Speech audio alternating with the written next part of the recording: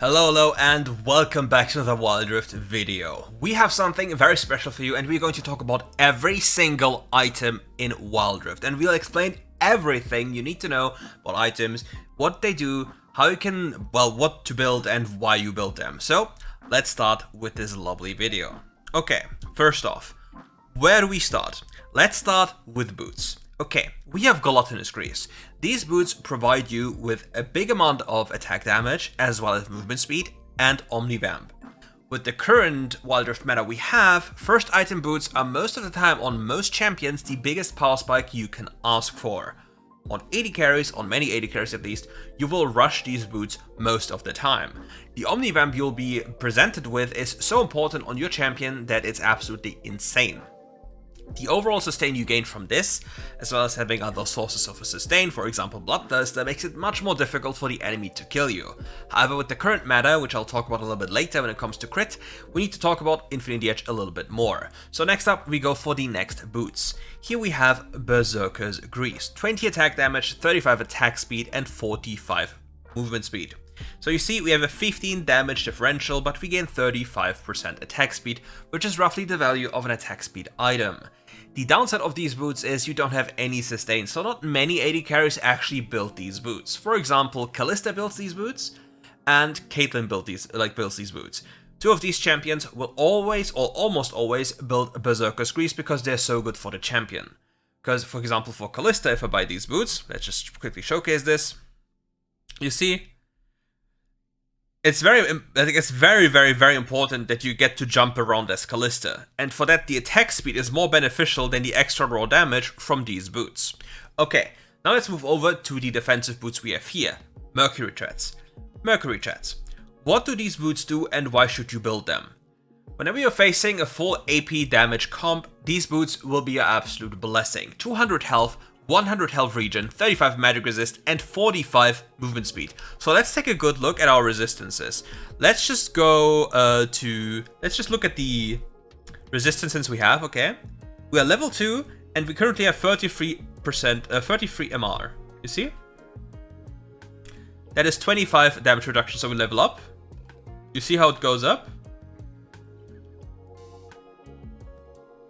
So we go up to 32% reduction. Now let me buy these boots.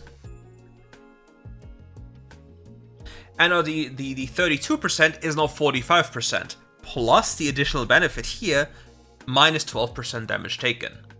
Very important to buy these boots, and especially on other champions like AD carries or other carry champions. The moment you have free items, you can actually debate into selling your offensive boots and buy defensive boots, because at that point of the game you're better off just taking so much less damage than dealing a minimal amount of extra damage. Because if you compare, if you have, like, for example 35 AD on free items, you'll rather have these boots that mitigates the damage taken by so much more than the damage dealt increases with these boots. The same here applies to plated steel caps. These boots are most of the time the best item to rush in the Baron lane into most situations because they provide you with so many things. If you take a look, you have 150 health, 100% health regen, 35 armor, and 45 movement speed with a 10% damage reduction. Now, since most Baron laners are also running Second Wind, with these boots in combination you will have so much more life regen, making it very difficult for the enemy to achieve anything. For these boots here, these are probably the most underbought boots in the game because all the other boots are so much more broken. We have Ionian Boots of Lucidity, 150 health, 30 ability haste, 45 movement speed, and reduces spell cooldowns by 15%. The issue with these boots is they're most of the time not really competitive with the other boots. If I think about two champions that can build these boots, I think it's Hecarim and it's going to be Soraka. You can argue about Janna, but again, the next boots I will be talking about are more important, I believe. So let's talk about the other boots here. Boots of Mana. Boots of Mana, 55 ability power, 150 mana regeneration, 45 movement speed, and 8 pen. And here we have the kicker. These boots provide you with ability power close to a full item. They grant you mana regen, which means you don't need mana flow. You are way better on the map in a sense of not having to worry about mana at all, and you get 8 pen. And here we go to the major issue. Okay, take a good look again. Take a good look at my resistances. It's 46 on the highest level. Let's reset. 32. So let's just go to level, let's just go level 8, okay? And let's just imagine the enemy champion goes for the combo of sudden impact. Do I have sudden impact? No, I don't. Okay, let's just imagine you have 39 magic resist. Okay, so you have these boots here. That's 8. Then you have this item here. Where is it? Here. That's 12, so we have 20. And there's a rune called Sudden Impact, plus 13. So we reduce already 33 flat of your magic resist with a minimal gold investment of not even 2,400 gold, or exactly 2,400 gold. And if you look at the damage mitigation at 28%, you're close to taking 28% more damage just because of this minimal investment. And as you see, another thing, like as I increase my level, you see how my MR number barely goes up, but my armor number goes up significantly, making armor pen in general, flat armor pen, a lot worse. For example, if you take a look at these boots here, boots of dynamism, 30 attack damage, 45 movement speed, and 10 armor pen. These boots here are all about snowballing and synergistic choices. For example, if you have sudden impact in your rune and your first item is going to be a lethality item, for example your Muskosmith, which is 15, which is 18 to about 21 pen, plus sudden impact, so it's 34, plus these boots, 54 pen, you will actually notice the damage difference. Like, it's going to be a lot of extra damage. But you have no sustain, and that's the biggest issue here. Okay, now let's talk about enchantments. We'll just go step by step here. We'll go up all the line here. Stasis. What does it do to you?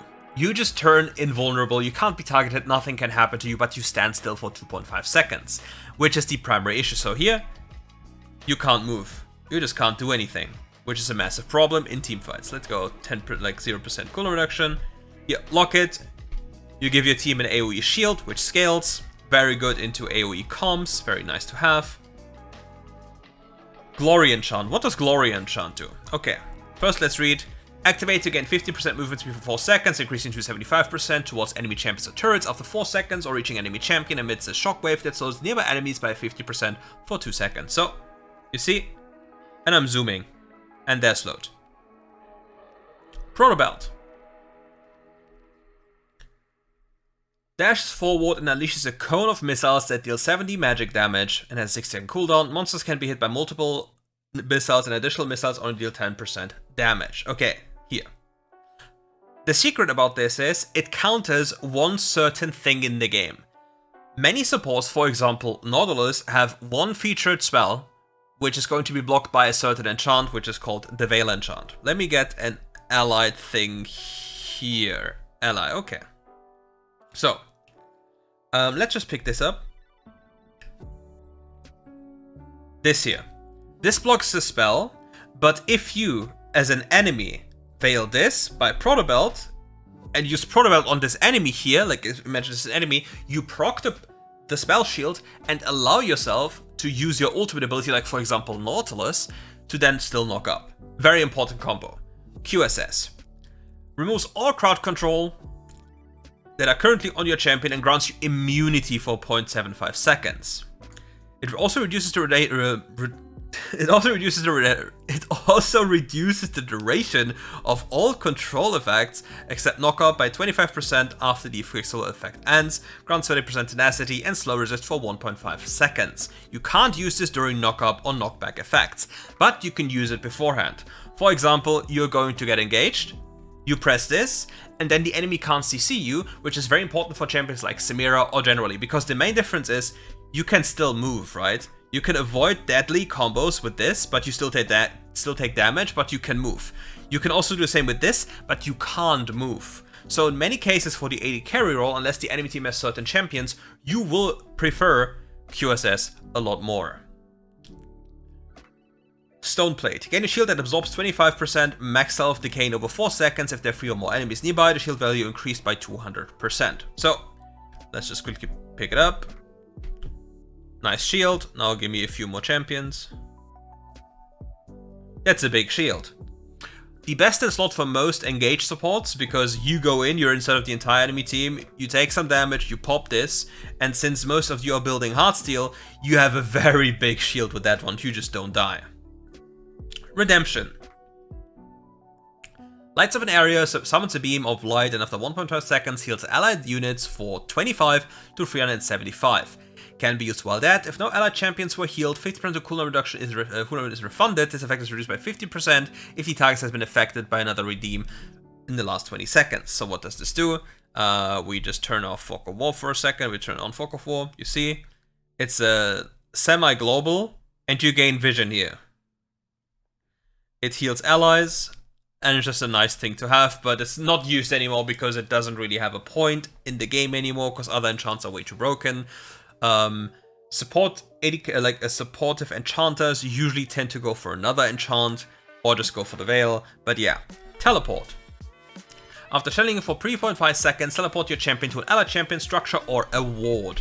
So we see here, I can teleport to all of these things on the minimap, and if there's a ward somewhere or a champion, I can just teleport there, and yeah, it's very powerful to have. To buy this, it's very important as you reach in the latest, into the later stages of the game, because you want to, the moment you die in the later stages, swap to teleport to be ready to just go to a play as fast as possible. What do we have here? Repulsor. Knock back nearby enemies. After knocking back a champion, gain 30% movement speed for 3 seconds. Okay, this is very powerful against, for example, Samira, as she's about to ult, like, whoop, you just knock them away. Very cool. Dynamic Magnetron. Selects a minion, monster, or allied champion and rapidly dashes behind them. This is very cool to go for when you play a hook champion, or if you play an AD carry and need to reposition, you just go there, zoom. And the range is not really true, as you see. I guess a little bit more like here. Zoom. The Veil, as we already talked about, you block the next incoming spell. Very powerful to have. Meteor, similar to Redemption, just the damage variant you see. I can just do it globally. Hello. Boom. Show the damage here. It does quite a lot of damage. 25% max health. Really does hurt. But you need Magic Pen for it to deal even more damage. Okay, Dynamic Revival. Like it's the Cup of Revival. Increases the healing and shielding effects by 20% on allied champions. That can be a very big difference maker depending on the champion you're playing. Like Sona, it double dips on Sona because she's healing and shielding. On Soraka, it's very powerful. So you have these champions that most of the time build this item, whereas other supports would rather build the Dynamic Veil. Okay, defensive items. Let's go for the basic items. Ruby Crystal, one of the most broken items in the game. Okay, and I'll tell you why. Let me sell this. Let me buy this here. Okay, Ruby Crystal. It grants you 150 health. Let's just talk you through the entire theory. Reset level. Look at HP. Callista has 600 health level 1. You add a Ruby Crystal, and suddenly she has 750. From 600 to 750 is more than a 20% increase in HP. Now we look at AD. How much or how many more hits do you need to dish out to mitigate or get to the point of compensating for 150 HP compared to the AD? And in top lane, it's very important to have this theory in mind, the law of the Ruby Crystal, because the base damage is so high, you rather want an early Ruby Crystal, since you're also running Second Wind, to then just buy your defensive boots, because Ruby Crystal builds into the defensive boots here. Into both. Into Mercrats and plated steel caps. Okay, Cloth Armor.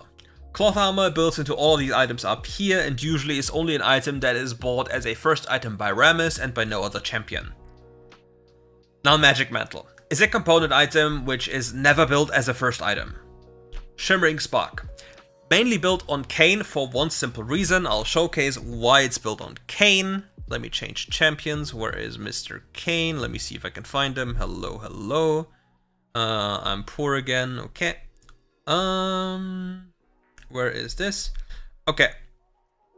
Take a good look. Now look at my form, okay? I hit them, so I go into combat, and look at my form going up. You see? You see how I just got so much of my form? I just need to go close, and it stacks up so rapidly. Boom. I got my form. So most of the time, you just go for this item on Kayn. Other champions that can usually buy this item as a first item are, if I'm not mistaken, full tank Amumu, full Nunu, full tank Nunu, and all these tank champions. But other than this, you only go for this item if you want to first item this into full AD compositions. Other than this, you don't really go for this Shimmering Spark. Support items. Now, let's get into a very interesting spot. Okay, let's start with Ancient Coin. Gain 1 Encircling Orb every 30 seconds when ally is nearby. Nearby enemy defeated minions consume 1 orb to grant you 65 gold and restoring 20 to 80 health. You do not gain gold from minion kills, but you earn equal gold to 50% of the bounty. Gold generated from your minion kills will be given to nearby allies instead, reduces the gold gain from monsters by 50%. So, if you are playing solo queue, keep in mind solo queue, and you know, and you can't trust your AD carry, and you don't know what to like specifically do with the Relic Shield, which I'll explain later. This item will be the best item if you are autofilled, if you don't know how to play wave, and if you don't believe you can do anything with minions. Full stop. Because you don't have to do anything for this item to gain value. Now let's move over to the next item. Spectral Sickle. Gain 1 Circling Orb every 30 seconds while ally is nearby using abilities of enemies on enemy champions or structures. Consumes 1 orb, granting you 65 gold and heals you for 20 to 80. You do not earn gold, blah blah blah, it's the same, so it's basically the same. Okay, the issue here is, if you have this item, let's say you are an offensive support champion, like for example Senna. You go, let me actually go to Senna. Change champions, because I think this way it's just the easiest if I just look at the champions and just explain it properly via the champions, if I can find the champions, that is. Because I found the Senna champion. There's the Senna champion. Okay, cool. Okay. Support item. Come here. Okay. Okay. Your trading pattern during the laning phase is auto attack, Q, auto attack. That's 3 procs. And that's just, why is the game automatically giving me grasp? Why is Riot Games actually trying to grief you, giving you grasp? It's funny. Okay. While you do this combo, you do this combo from full life most of the time. So the entire healing component of this item is thrown away. But you gain 10 AD. However, you are losing stats. 80 health, 5 ability haste. You have 0 extra health here, so you're a lot squishier, but you have 10 attack damage. That is to keep in mind. Now we move over to the best support item, the only support item that actually got nerfed in the history of League of Legends, because they cannot nerf support role, because otherwise nobody would play it, even though it's very broken. Spoils of War. Gain 1 Encircling Energy Orb every 30 seconds is all the same, and hit the lasting minions gives you 65 gold, all the same, and restoring health after killing a minion is 15 to 65. But the difference here is, you can actively choose when you last hit these minions, okay? You can choose when you last hit, and therefore you can choose the value of the gold given, of the HP gotten, and you can manipulate the wave. The thing about this is, since you can last hit minions from a higher HP threshold, you can get a level 2 earlier. Which means you can punish support champions that have any of these other items here. Not only this support item has the highest health amount, which is 125, compared to this, which has 80. And this is probably 1 extra auto attack, up to potentially 2, depending on the enemy champion you're facing early game, that you are tankier. Plus you have the free choice when you gain the healing, which then obviously leads to you having more agency during the laning phase. Now, once you get these items fully stacked, every 60 seconds you gain 75 extra gold, 25 extra health, 2 AD or 4 AP, up to a maximum of 250 bonus health, 20 or 40 AP.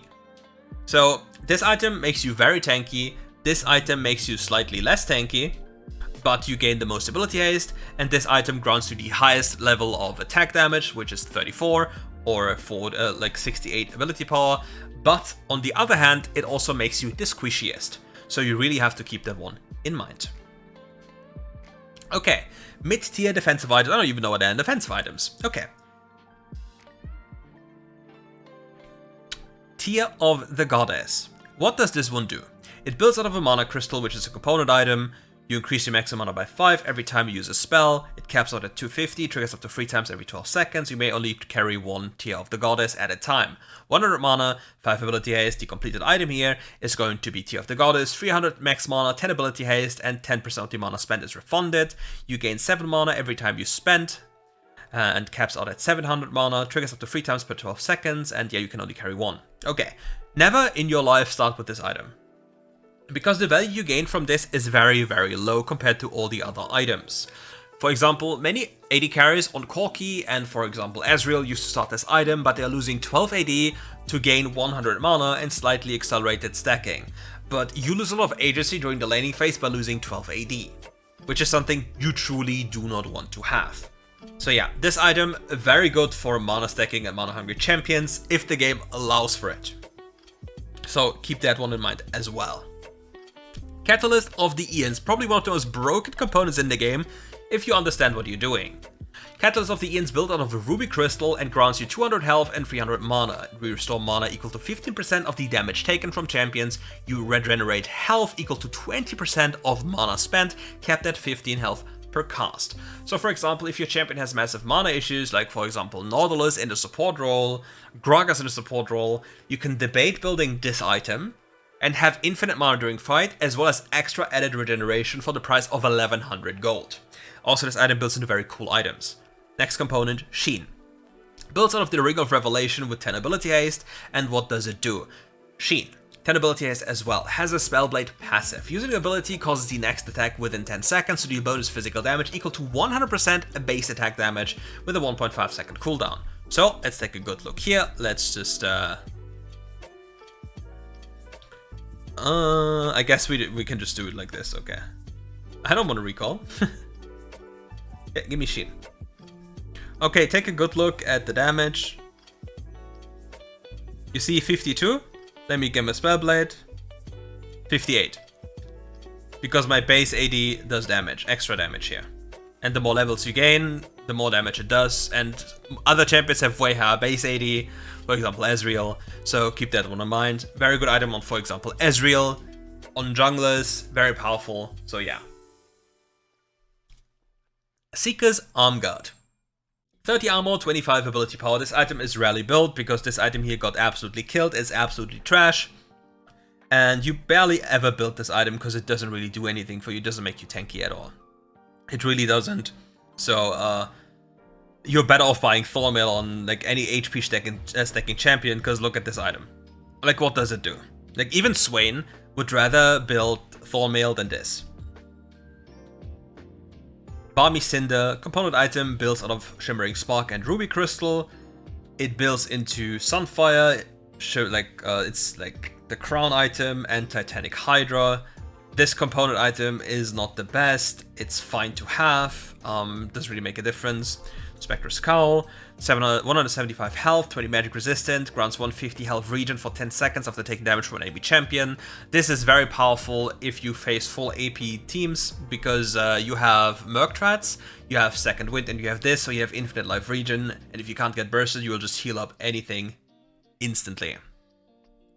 Kindle Gem, 175 health and 10 ability haste. This item is kind of underwhelming because you pay 1000 gold for 25 HP increase and 10 haste. Not very good. Most of the time for laning I recommend buying 2 ruby crystals because the flat health is more beneficial than the ability haste during the early stages of the game in Wild Rift. Giant's Belt. It's basically just a combination of both ruby crystals. You have 300 health on this item. Very cool. Borden's Mail. 35 armor, coldly reduces the attack damage of enemy champions by 15 for 1.5 seconds. This is very powerful as an item. You really want to have this item if the enemy team goes for a lot of AD carries, because then you can just upgrade this item into Frozen Heart or Randuins, which I'll talk about in a few seconds. And that way it's a lot stronger, because we're still at components, right? Chain Vest, just big armor item. Bramble Vest, 30 armor when struck by an enemy attack. Deal 4 magic damage plus 6% bonus armor and magic damage to the attacker and inflict 40% grievous wounds, which is anti-healing. Good if you're actually getting hit, terrible if you're not getting hit, so keep that one in mind. Very good to complete it into Thornmail once you get these Heartsteel stacks going, because Thornmail will deal a lot of damage as the game goes on into heavy auto-attack-centric champions. Yorm's Fist. 175 health and 15 attack damage. Pretty decent component for its price, not too bad. Like, it's just a tiny bit more expensive than the Ruby Crystal and the Longsword, and it provides a little bit better stats. So, not a bad component upgrade. Winged Moonplate. 150 health and 5 movement speed. Terrible component because movement speed in this game is terribly inflated due to how you just leave the base with Home Guard all the time. Negatron Cloak. Just a massive cloak with magic resist.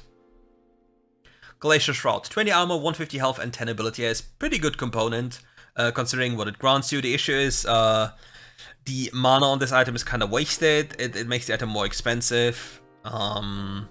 Yeah, you just like to have this item if you have mana issues and want some CDR. Otherwise, if your item is going to be Frozen Heart, you would rather have this item here.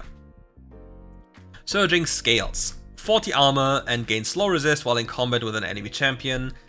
You only buy this item, that this component doesn't really matter, you just prefer this item when you go for Twinguard or a Mantle to 12th hour, which I'll talk about in a second. Okay, now we go for the top tier defensive items. Let's start with Guardian Angel. Guardian Angel, 40 attack damage, 40 armor upon taking lethal damage, restores 50 base health and 30 maximum mana after 4 seconds in stasis. So you have this little buff here. This usually tells the enemy, please don't hit me, because for some reason, at the moment you have GA, they don't touch you. But the item itself is pretty bad, because if you look at the price tag, if I sell it back, it's 3,400, and the stats are quite literally the same as a BF Sword and a Chain Vest.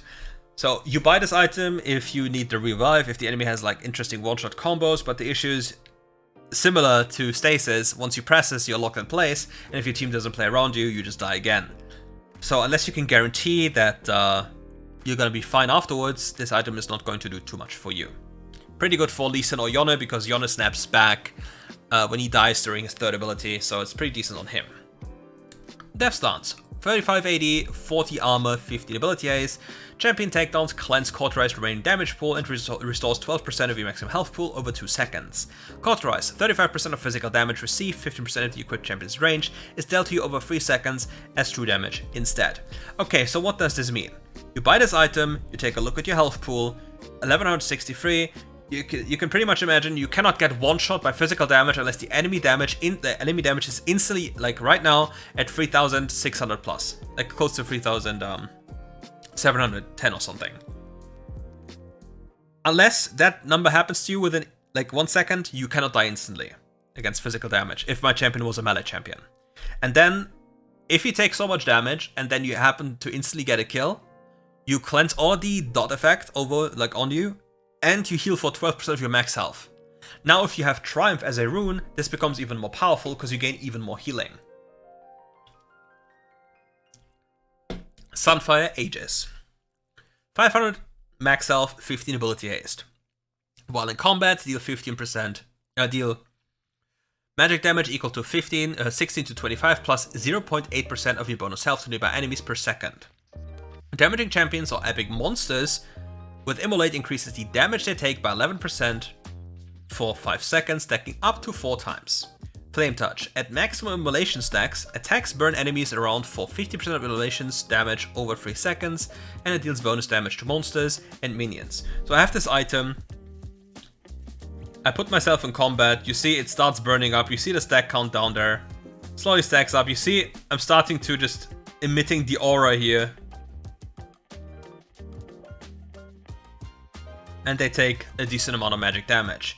This item is very powerful if you have Heartsteel and a lot of HP, because it will add a lot of extra damage to everything you do. Because take a good look, like 0.8 of your bonus HP on like 6k HP with a scaling on that one, as well as a scaling on like an aura. This is a lot of extra damage if you need extra damage. For example, on Ornn, it's very, very powerful to have this item. Garen can have this item. All of these big chonker like Dr. Mundo can have this item after Heartsteel and Titanic. It adds so much more damage to the mix. Okay, Spirit Visage. 350 health, 100 health regen, 50 magic resist, 20 ability haste, increase all healing and shielding effects by on you by 30%. So how cool is this item? What do? You heal people, right? You deal damage to people. You do a little ult here. Let me just get points into my ult. Look at the shielding on myself. Okay, cool. Now I have this one, and now my shielding will be even bigger. So anytime you, for example, have a Soraka on your team or any type of external healing, Spirit Visage, if the enemy has a lot of magic damage and you have healing on the team, is going to be very, very important in order to stay alive. Because number one, the item grants you health, it grants you magic resist, a good amount of ability haste, and 30% increased healing and shielding. Because think about this, you have these boots enchants here, which is already 20, and depending on how high the shielding gets, like for example, if I look at my spell here, the shielding goes up to 200 and stacks with stacks even higher, like 4 per mist, and you get a lot of stacks.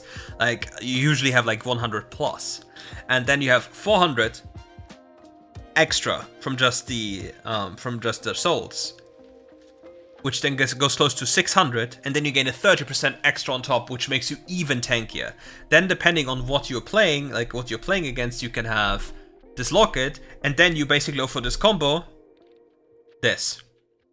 Because as you see, take a good look, you start channeling the ult, and it takes a while until this goes out. So if your team is about to get bursted, you just cast ult, pop locket instantly, and have this double shielding right on you.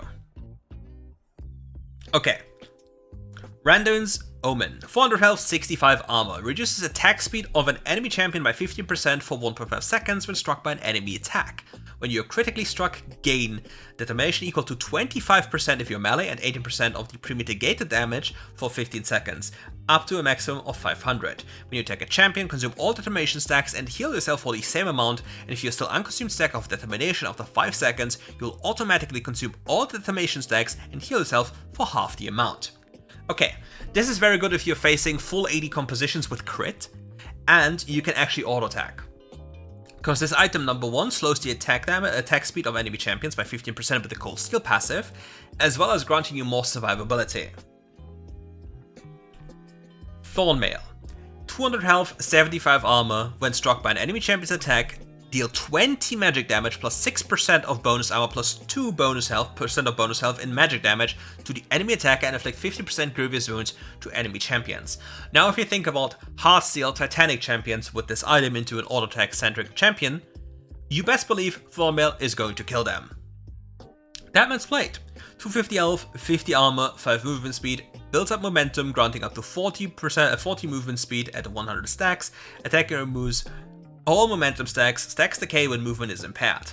Deal up to 100 bonus damage based on momentum stacks. Melee attacks with max momentum slow by 50%. So I buy this item. You see as I'm running, you see these things build up down here. And now I have this red little glow. I'm zooming, look. And then my auto attack. Boom. Gone.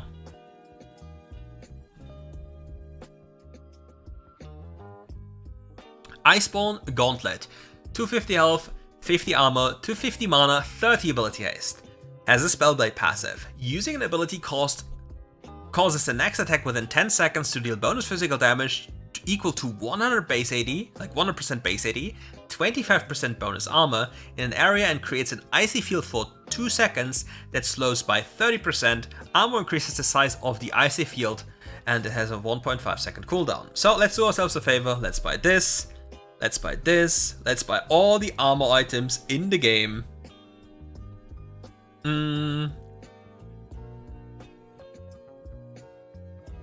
Let my Twinguard stack up. Okay. Do you see the size of this? The enemy doesn't move. Very cool, isn't it? Abyssal Mask. 300 health, 40 magic resist, 300 max mana, and 10 ability haste. And when you build this item, for example, if you're a Senna into like a full physical damage team or just a heavy melee team, you can build this item, making yourself a lot tankier, as well as completely denying enemies' approaches, making it very difficult for them to even move in the slightest because you provide so much peel. Abyssal Mask. 300 health, 40 magic resist, 300 mana, and 10 ability haste. Has the Eternity passive, which is from the Catalyst of the Inns I talked about earlier. Restore mana equal to 15% of the damage taken, and regenerate health equal to 20% of the mana spent, and capped at 25 per ability cast. So it's a lot of healing you just get for free.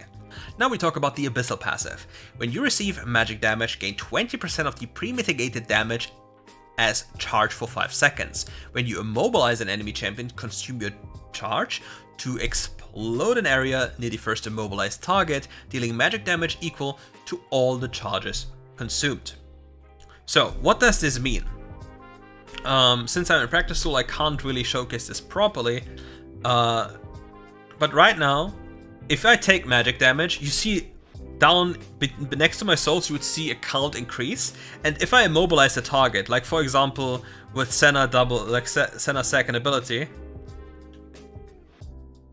this would actually proc and deal AoE damage around it. So for example, if you're an Ornn, if you're a Jarvan, if you're like anything into like a heavy AP composition and you need a lot of extra damage, and you're facing, I don't know, a Vladimir.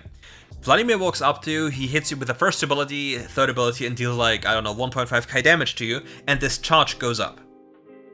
And then you all in the enemy backline, and the Vladimir allows you to gain extra free damage onto the backline because he dealt damage to you.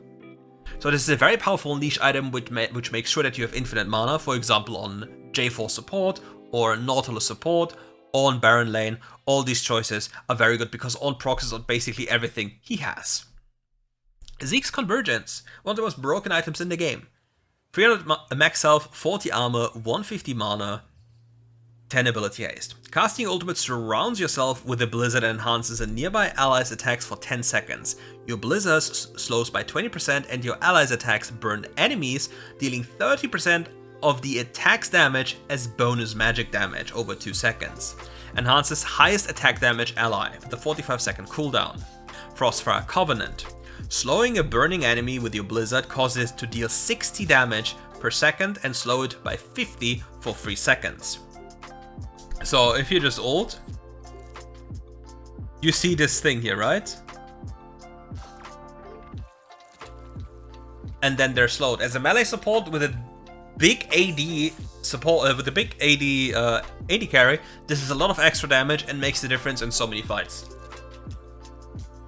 Since number 1, it gives the AD carry a magic damage profile for free, as well as grants you more magic damage, as well as utility. Protector's Vow. 350 health, 40 armor, 10 ability haste. Raise your guard when next to an allied champion. If you or the ally take damage, both of you receive a 125 plus 30% bonus HP shield for 1.5 seconds on a 20-second cooldown. So, this one here, if you are a peeling support and the enemy has only one way of playing, like going in and you're standing next to AD carry, for example on Braum, this item here can be very broken. They jump onto your AD carry, you are a Heartsteel champion with like 6k HP, of which 4k are like bonus health. So 4k bonus health, 30% of that. That is 1200, plus 125. It's a 1325 shield on a 20-second cooldown, which is more than half of your AD carry's HP for free. So if the enemy team has very interesting all-in compositions and you need some extra added tankiness for your AD carry or designated target, you build this item. The only downside is you need to be in the circle of the item. And anyone who's in this little circle of the item will get the shield. Like you see? The issue is, it only shields one target. And the moment you're out of range, it's just gone. Winter's Approach. 350 health, 500 mana, 15 ability haste, grants bonus health equal to 8% of max mana and refunds 15% of all mana spent. Works like a tier, and once you fully complete the tier, it evolves into a new item called Fimbulwinter. Grants bone like 350 health, 1200 max mana, 15 ability haste, grants bonus health equal to 10% of max mana and refunds 15% of all mana spent. Frozen Colossus. Immobilizing or slowing an enemy champion grants 3% of your current mana It consumes 3% of your current mana and grants a shield for 3 seconds, absorbing 100 to 200 plus 5% of your current mana, increased by 80% if there's more than one enemy champion nearby. Only triggers when about 20% mana on an 8-second cooldown, and shield is only effective 50% for ranged champions. This item here is a little bit underrated, but the issue is most of the time it directly competes with Heartsteel, so it doesn't really have a place. If there's a champion that uses it, it was in the past the Narcissus support champion, because all you have to do is press W to proc this one if you want to, on demand by the way. With your second ability you can proc it when you want, and on Blitzcrank. So these are pretty good items for Blitzcrank. Now we talk about Frozen Heart. 80 armor, 200 max mana, 25 ability haste, and Winter's Caress passive. Basic attacks and magic damage caused by you or inflicted upon you will apply stacks of chill to enemy champions for 3 seconds. Each stack of chill slows an enemy attack speed by 9% up to a maximum amount of 4 stacks or 36% attack speed reduction. Each individual ability has a 3-second cooldown on applying chill stacks. This item is very broken in the current meta when you have Heartsteel involved.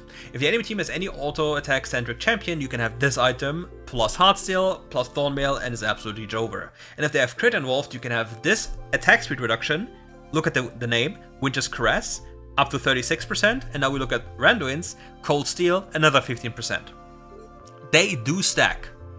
Sadly, this is the same Cold Steel passive, so this one doesn't stack, so you can't just build the components of this item like this item again and have another one, but yeah, it's still very nice to have.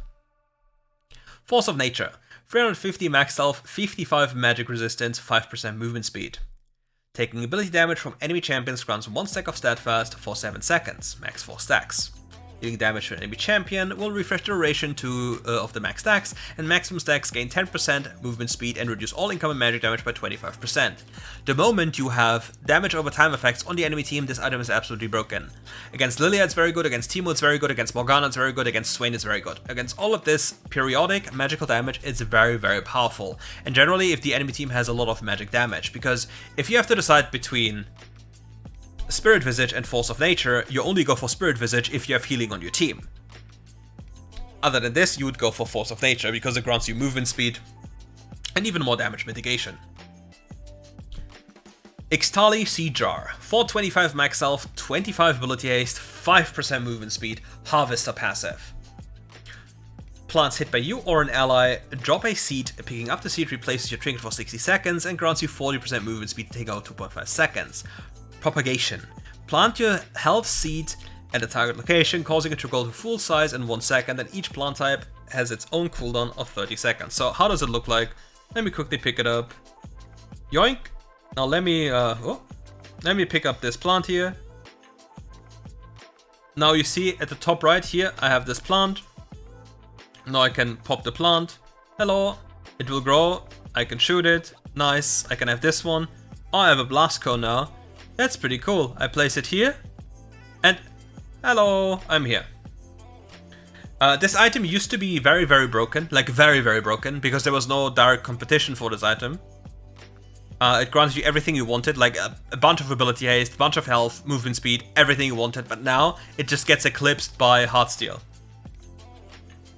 Let's talk about Heartsteel for a second and why Heartsteel is so broken. Heartsteel grants you 700 max health, 150 health regen, 20 ability haste, and the Colossal Consumption passive. While within 700 units of an enemy champion, charges for 2.5 seconds before dealing a huge strike against an enemy champion. This charge attack deals bonus physical damage equal to 120 plus 5% of maximum health, and grants you maximum health equal to 15% of the damage dealt.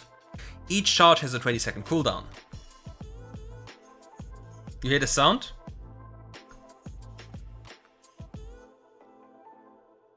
I just hit all of them at the same time, and I just gained 235 health.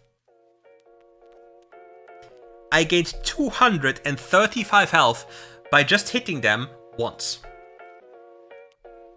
And this is one of the reasons why this item is not competitive with Heartsteel. It's not even remotely close. In the context of Wild Rift, you get away with so much, and you get away on support or top lane with Heartsteel most of the time and most champions, that building Heartsteel, for example after your first damage spike, is going to be so much more beneficial for you than any other damage item, and here's the reason why. This item grants you 20 haste, 150 health regen, and 700 health, and it has a bonus damage passive, which deals 120 plus 5% of your max HP as bonus damage. So, you have these boots, which is 100 health regen, you have second wind, and you have this regen, plus your first item as a damage item. Then you have this item as infinitely scaling, so let me go back here, you see? Oh wow, now I have 480 bonus health. Obviously it's gonna be a lot different if it's just one, like, you know, you just hit them once. Bam, 50 health. Early game it's most of the time about like 35 health you gain per proc, but you gain consistently a lot of procs. A lot of procs. Okay, next item. Mantle of the 12th Hour.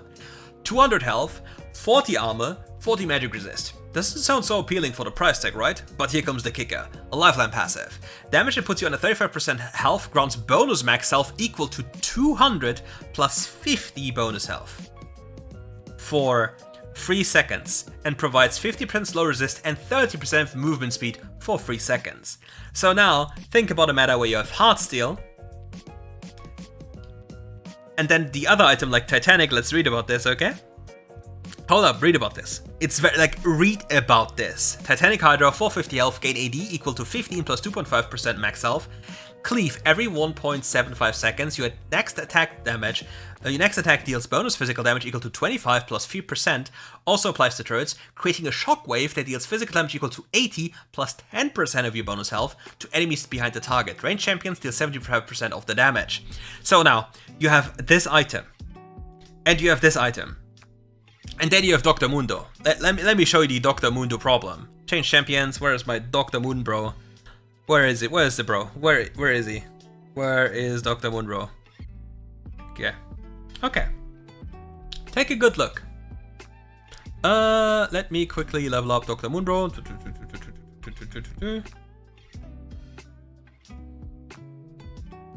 Let me buy a few items here. Give me some gold. Give me plated caps. Give me the most notorious items, so Dr. Mundo. Okay. Okay. Take a good look. Dr. Mundo's base health is increased by 35% of his missing health. So, you can't mitigate this through healing. He also gains 105% AD, which is 7% of his bonus health, 35% movement speed, and heals for 55% of his maximum health over time. Okay, Dr. Mundo's second ability is healing him for the damage taken, as you see, when he's close to an enemy champion. Okay, very cool. So most of the healing Mundo gets is actually not healing, but he gains health. Now, you add this item to the mix, you drop low, you gain 50% bonus health, plus 200, which means your Titanic Hydra will deal more damage, because all your health stats have been increased. Which then, in return means again, you just one-tap people. You just walk close, you just say hello, and you just clap them. And anyone who played AD carry can pretty much imagine the feeling of death the moment he touches you. Like, you're just gone. You just completely disappear. And nowadays, like, since you have Sunfire, the Sunfire will also deal a lot of work depending on how many stacks you have. So yeah, this is really, really disgusting, and one of the reasons why Mundo should get nerfed ASAP. Searing Crown. 300 max health, 50... Oh yeah, and since this isn't healing, this isn't mitigated by anti-healing. So yeah, anti-healing isn't saving you as much as you believe it is. Searing Crown. 300 max health, 50 armor, Fiery Touch. After dealing damage with an ability or an attack, burn the target for 3 seconds, dealing 1.5% of the target's maximum health as magic damage per second. Damage is reduced to 0.7 for ranged users. Deals bonus damage to monsters and minions and has a maximum damage modifier. This item is very good on, for example, a Mumu.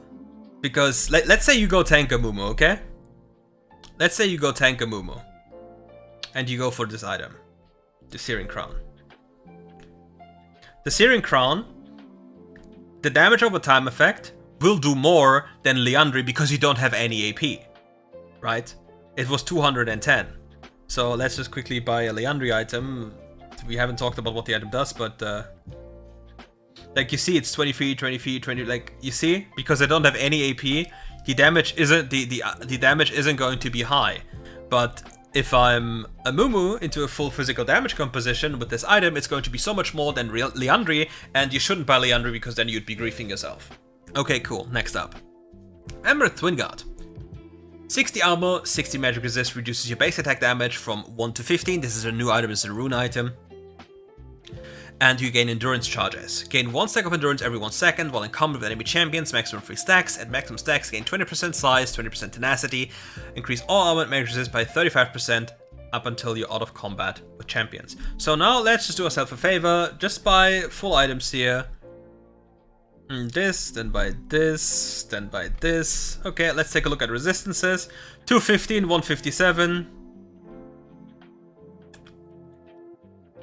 Yeah, you see, that's quite a lot of extra stats we gain, right? 291, you gain like 80 armor and like 60 MR for free on top as this item is stacked. So how are you supposed to die? Like if you look at the damage mitigation, 68, 61, goes to 74 and 68. And you should not consider, like you should also consider that the item has base stats as well. Like it's absolutely crazy what this item does. Okay, Warmog's armor. 700 health, 200 base health regen, 10 ability haste, and this is a ruined item. It reduces your attack damage by 1 to 15 and has a passive called Warmog's Heart and Strength of the Will. If you have at least 1150 bonus health and not have taken any damage for the last 4 seconds, restore 5% of max health per second, and you will restore 0.3 seconds per 0.3 max health per second if you're in combat or not, it doesn't matter. So this item used to be the best support item in the game, by far, which is now going to get eclipsed by Heartsteel, because Heartsteel also does damage, and we are in a meta where you just benefit more from this. You can still debate going for Warmog's armor, but I don't believe it's the best choice right now. Nonetheless, this item is still very good because of all the stuff it gives you. It allows you to stay on the map indefinitely. That is what it does very well for you. But other than this, it's definitely not as broken anymore as it used to be. And with the reduction in AD, it also got a lot weaker because, well, support item used to rush this. So at least this was tackled a tiny bit. Sterak's Gage, also a ruined item. Reduces your movement speed by 5, this is such a joke. Heavy-handed, 50% bonus attack damage. 50% of your base attack damage is turned into bonus attack damage and you just gain it for free. So let's take a good look. Let me sell all my items. You see, currently I have 136. So I buy this item. And now I have 191. So this item, depending on my level, grants me more or less AD because my base AD increases per level. So if you look at my stats here, I will just reset my level. You see, I gain a lot more AD than without this item. Because of how it works. And I could sell this. You see, my AD is 122. And suddenly, my AD is 183. 61 for free into my pocket. Next cool thing it has. Lifeline passive. Damage that puts you under 35% health preemptively grants you a shield that absorbs damage equal to 75% of your bonus health and decays over 5 seconds. That is insane. Triggering Lifeline increases size and power as you removes all crowd control on you except airborne and grants 50% tenacity for 4 seconds. So this item is one of the best choices that you can actually make in the game if the enemy team has CC and burst, because it will actually break you free. It grants you damage, it grants you everything you want, especially if you have more HP and just have a bigger shield for this.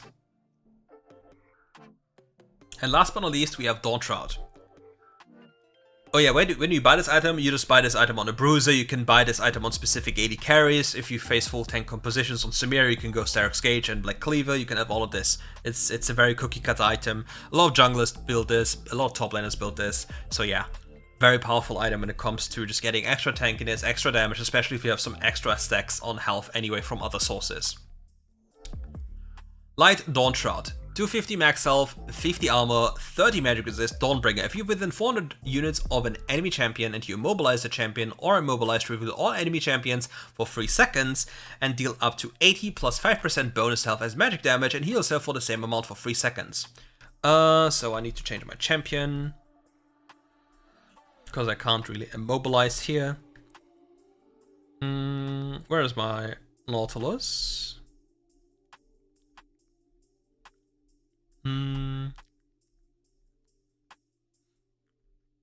Yeah, I love that I can't search for champions. Probably like, you scrolled past them for the 15th time. I know. I probably know. I do know. Well, I guess we just go with this one, even though it makes no sense. Now give me my Dawnshroud. Okay.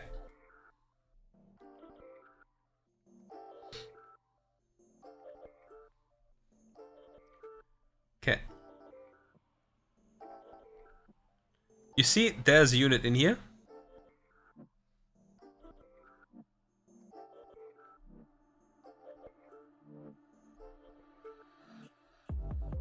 Revealed. The range is a little bit scuffed, but you see, it works. And then obviously you heal yourself for the extra damage. Pretty cool on things like Nautilus, Thresh, where you have a lot of CC in your kit, making it a lot, like, super easy to proc this one. Okay, component items for mages that we haven't talked about. Mejai Soulstealer. 70 max health, 25 ability power, and 7 magic pen. Gain up to 30 stacks of glory after champion takedown. Melee champions gains 3 stacks per kill and 2 stacks per assist. Ranged champions gain 4 stacks for each kill and 2 stacks for each assist. You lose 10 stacks upon death.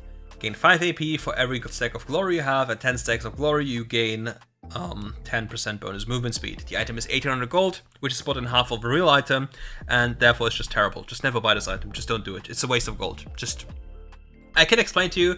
Just never build this item. Compare the AP and stats this item provides with any other AP item. Let's just look, for example, at, I don't know, Luden's Echo. 85, look at all the bonus stats here, and then you look at this item here, an absolute joke. You need so many stacks for this item to be relevant, and Rabadons in combination to actually outperform any other item, and it's simply not worth the investment in the one-shot meta. Etherwisp, 35 ability power and 5% movement speed. Pretty cool if you go for Lichbane as a component, as it grants you free movement speed and good damage for its price tag. Lost Chapter, 30 ability power and 200 mana. Pretty cool to have just for extra mana and ability power, but nothing too fancy. Fiendish Codex, 35 ability power and 10 haste. Not a very powerful component, just ability power and haste. It's very cool to have as well if you go for the other items there, but again, nothing special. Blasting Wand, 40 ability power, just a raw stick with AP. Needlessly Large Rod, just 60 AP, raw stat stick. Haunting Guys, 100 health and 30 ability power, again, nothing special. We talked about the Catalyst beforehand, we talked about the Sheen beforehand. This is one of the most important items to get on many champions. Oblivion Orb, and you just sit on this.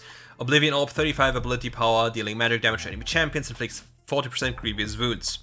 But you never want to upgrade it to the Morellonomicon because it just barely grants you any upgrade, because you gain 150 health, 75 AP, 7% magic pen, 20 ability haste, but the anti-healing effect only is increased by 10%, so you're happier with just investing 900 gold for this item, and then that's it. You just go for another item. We talked about this item before. Now we talk about the most broken item in the game. Prophet's Pendant is the most broken component by far. It grants you 30 ability power and 12 magic pen. And since every mage is going Boots of Mana and some have access to sudden impact, this item is absolutely cracked. It's absolutely insane how much damage it increases on your champion. So if your champion has the ability to go sudden impact, like for example Kassadin, Akali, Gragas, all these champions, then adding in a Prophet's Pendant can actually increase your damage by a lot, and then instantly going into Rabadons after. Like for example, you go into Luden's Echo, you have Pen Boots, like the magic Pen Boots, like Boots of Mana, Prophet's Pendant, Rabadon, one-shot everyone. Hextech Alternator, 150 health, 25 ability power, the damaging abilities and empowered attacks against champions deal 25 to 60 bonus magic damage with a 20-second cooldown. Again, not really a good sell. Like, look at the stats of the item, they're really, really bad. It's really not a good selling point for the item. Nash's Talon, gain 20 attack damage or 40 ability power. That is really high for its price tag. It's really good for the price tag. But it's an item that you usually don't like. You're okay with this component, but it's not like a wow, this is such a crazy component. Staying at 30 attack speed and 10 ability haste, an underrated component because of attack speed and ability haste, so it's very nice to have, especially for junglers, because most of these champions that build Trinity Force or Solar Charge Blade are either called Lucian, Zeri, or junglers. So yeah. Now for the full items here. Luden's Echo, the best first item for the vast majority of mages. 85 ability power, 7% magic penetration, 300 mana, 20 ability haste, and has the passive Discordic Echo.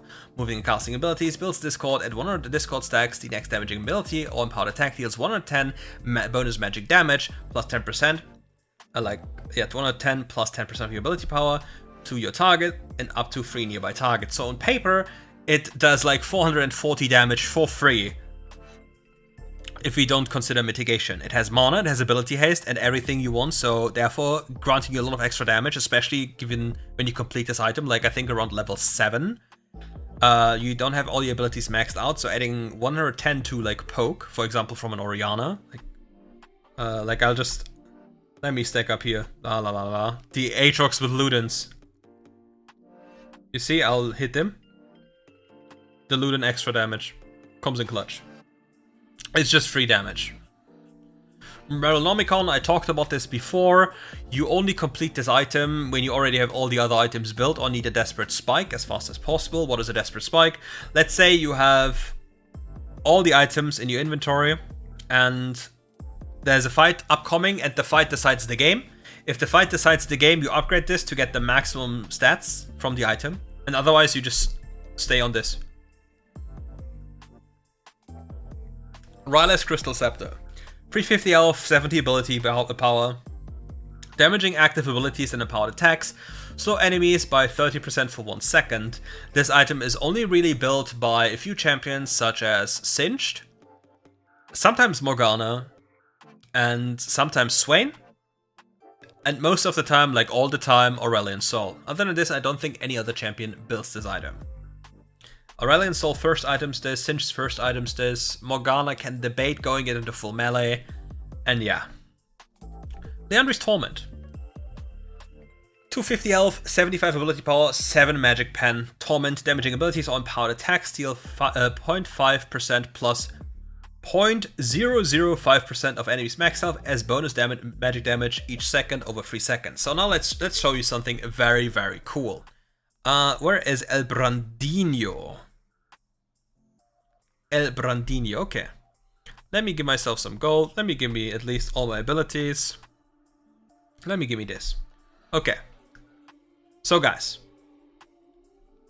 3 seconds, right?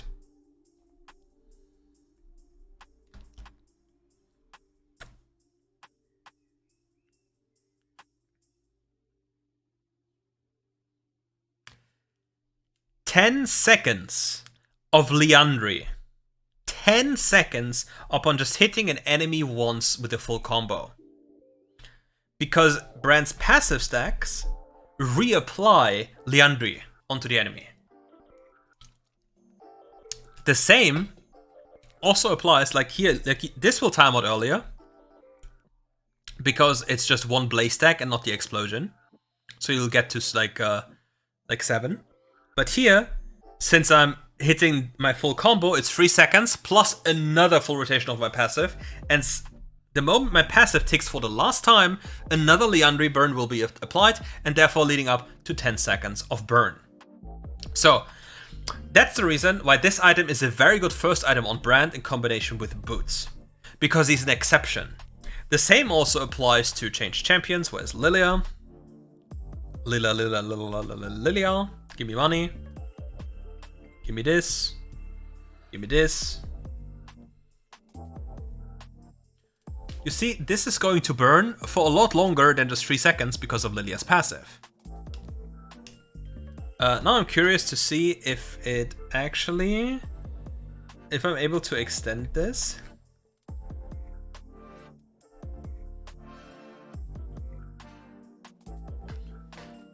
Lilia ult doesn't extend Liandry. Okay, so On dot-centric champions, Liandry is very powerful to get, especially if you have tools to extend this. Teemo is also the same, but Teemo is a burst champion nowadays. But just for the sake of showing you, where is the little rat of Teemo? It's just very important to just be aware of this, because Teemo later on will also go for this item. Come on, where is my little rat? There's my little rat. Gimme, gimme. Let me buy Liandry. Let me auto attack once. You see, it normally should only be 3 seconds from an auto attack, but weird. It's also procs on auto attacks of Teemo. So you see, 8 seconds of Liandry just for auto attacking once because of Teemo's passive.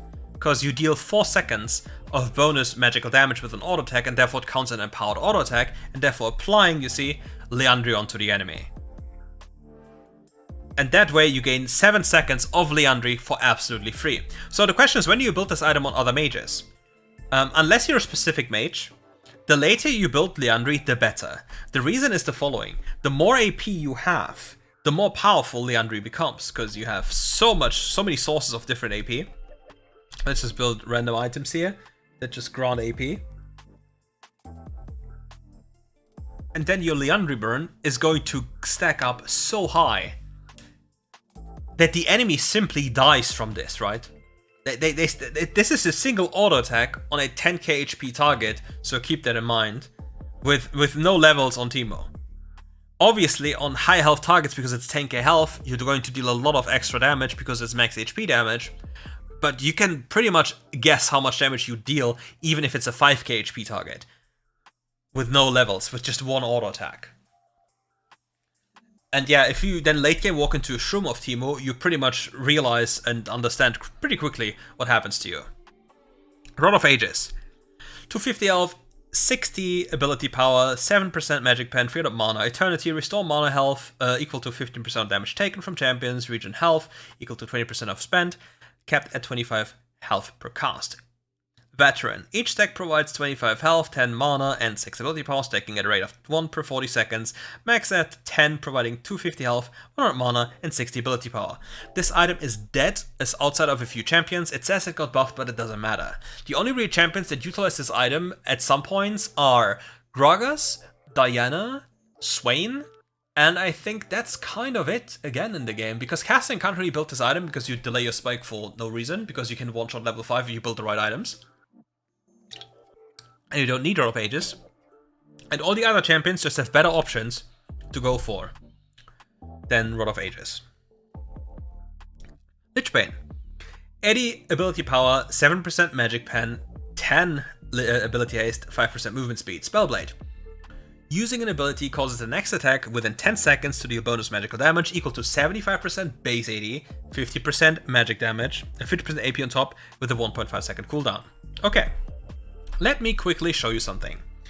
You have this Ahri champion, right? Ahri is not necessarily known for having a lot of, a lot of damage. So you have this, and you can debate. Let's just go this, okay? Let me give myself a few levels. Okay, you go in with a combo, you hit them, okay? And then, because the Ahri champion will utilize... Oh, let me taunt this away. Okay. Let me charm that one away. Because the Ahri champion has a unique rotation with how you maneuver the champion with your dashes. Like, you dash, you get a Lichbane proc, okay? Auto attack. Okay, cool. You dash, you have a Lichbane proc. Okay, cool. That's a lot of extra added damage. Because if I just go, let me just go to like a minion here. That's so much extra damage. And given that you'll at least attack twice on a target, and more, like, depending on the situation, even more, Lichbane is going to add, like, net you more damage than any other second item for Ahri. Because you have to keep in mind, it also turns your base AD damage into bonus magical damage with Lichbane. This is very underrated. Very, very underrated. Archangel. 35 ability power, 7% magic pen, 500 max mana, 20 ability haste. Grants ability power equal to 1% of max mana and refunds 25% of mana spent. Mana charge works as tier, typical, and then evolves into Sarah's Embrace. Sarah's Embrace, 35 AP, 7% magic pen, 1200 max mana, 20 ability haste. Grants ability power equal to 3% of maximum mana and refunds 25% of max mana spent, of all mana spent, and damage that puts you below 35% consumes 50% of your current mana to grant a shield that's equal of that amount plus 100 for 2 seconds. This item here is a very, very big power item for Kassadin. Many other champions cannot afford building that item anymore. The reason is the pace of the game.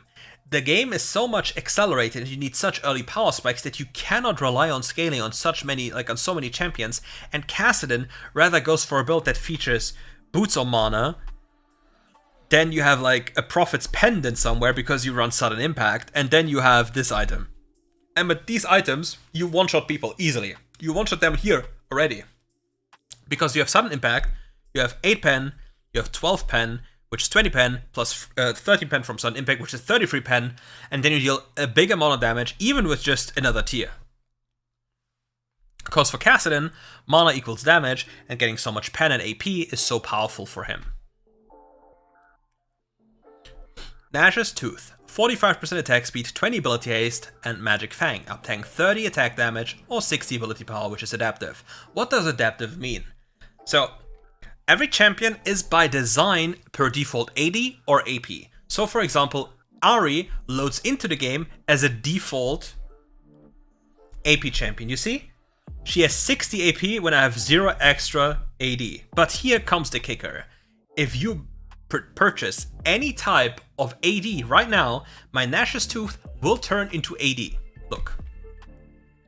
0 AP, 113 AD.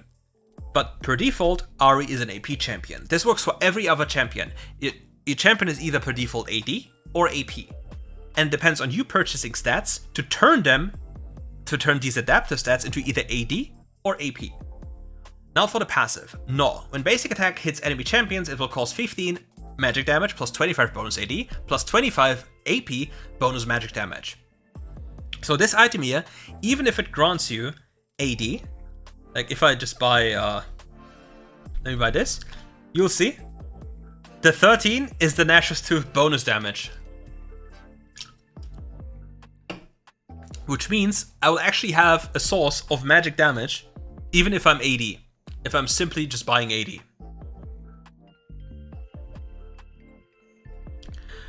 Ardent Sensor. It's when do you build this item? Teemo builds it, Twisted Fate builds it. Yeah, not many other champions. Like there's Illusion Onen build that builds it, but yeah, there's not many other champions that actually build this item because yeah, you don't really get to in most cases, and your champion isn't designed to function with this item in the first place. Ardent Sensor, 250 bonus health, 250 max health, 60 ability power, 10 haste, 5% movement speed. When you heal or shield an allied champion, both of you gain 10 to 30% attack speed, and your attacks deal 16 to 30 bonus magic damage for 6 seconds. Region effects do not trigger Sensor. Okay, so this item is going to provide you with a lot of extra stats when it comes to healing and shielding. And this item and all other support items, like for example, let's move on to the next support item, Staff of Flowing Water, 65 AP, 350 mana, 20 ability haste, healing or shielding on an ally grants you both 15 ability haste and 20 to 40 AP based on a target's level for 6 seconds. Now, this is very cool if you combine these items here. Light Harmonic Echo, 75 ability power, 300 max mana, 10 ability haste. Harmonic Echo, moving and casting abilities, builds Harmony, and 100 Harmony, your next healing or shielding ability cast on an allied champion, restores health equal to 135 plus 10% of your AP to your target, and up to 3 allied targets. 3 allied targets. And this can also include yourself. So now I have to trick a little bit, because now I have to cheat, because it doesn't always work. Like I have to time it properly on minions at the tower, but let me quickly purchase everything I need. Let me buy this. Let me buy everything here. This. this, did I miss something from this, the items I need? Let me buy this as well, just for convenience. Any other supportive item I just want to pocket? Let me just buy this here, okay. And now let me level up.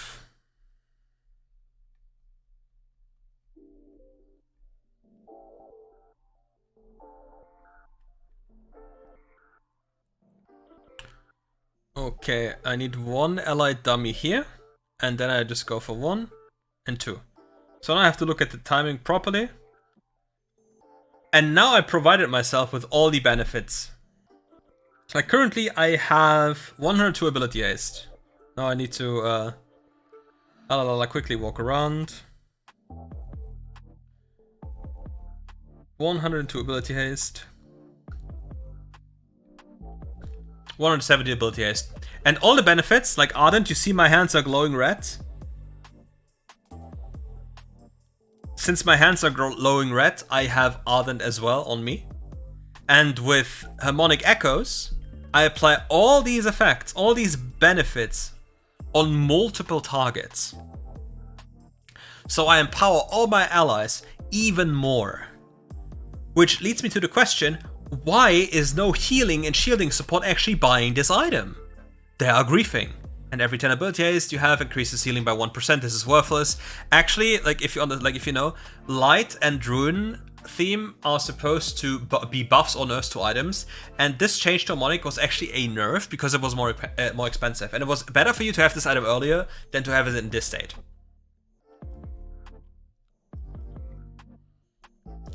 Awakened Soulstealer. 150 max health, 65 ability power, 7% magic penetration, 20 ability haste, and Soul Land with 15 pen. Takedowns on enemy champions within 3 seconds of dealing damage to them. Reduce remaining cooldowns of your abilities by 25%. So, for example, champions like Fiddlesticks. Who else comes to mind? Any ult-centric champion, Malphite, can purchase this item. Go for a play. Fiddlesticks ults around the corner, gets a quadra kill, and has nearly all his cooldowns up again for another play that he can make shortly after. For ult-centric champions, this is very powerful, and not only this, you build it out of a Prophet's Pendant, the most broken component in the game. So this is absolutely insane. Very underrated item. Briefly talked about this item beforehand. Crystalline Reflector, 200 bonus health, 35 armor, 60 ability power, 7% magic pen, Mirrored Force. Each ability cast grants a mirror shard that lasts 3 seconds. The shard blocks 8 to 25 incoming physical damage from enemy champions and deals magic damage equal to 10 to plus 3% AP, plus 1% bonus health to them. Shard durations do not stack. So this item is kind of worthless. You do not really build this item. It doesn't provide you with anything. The damage mitigation is very low. You're not getting enough bonus health. The damage mitigation, as you see, like 8 to 25. It's not going to do anything for you.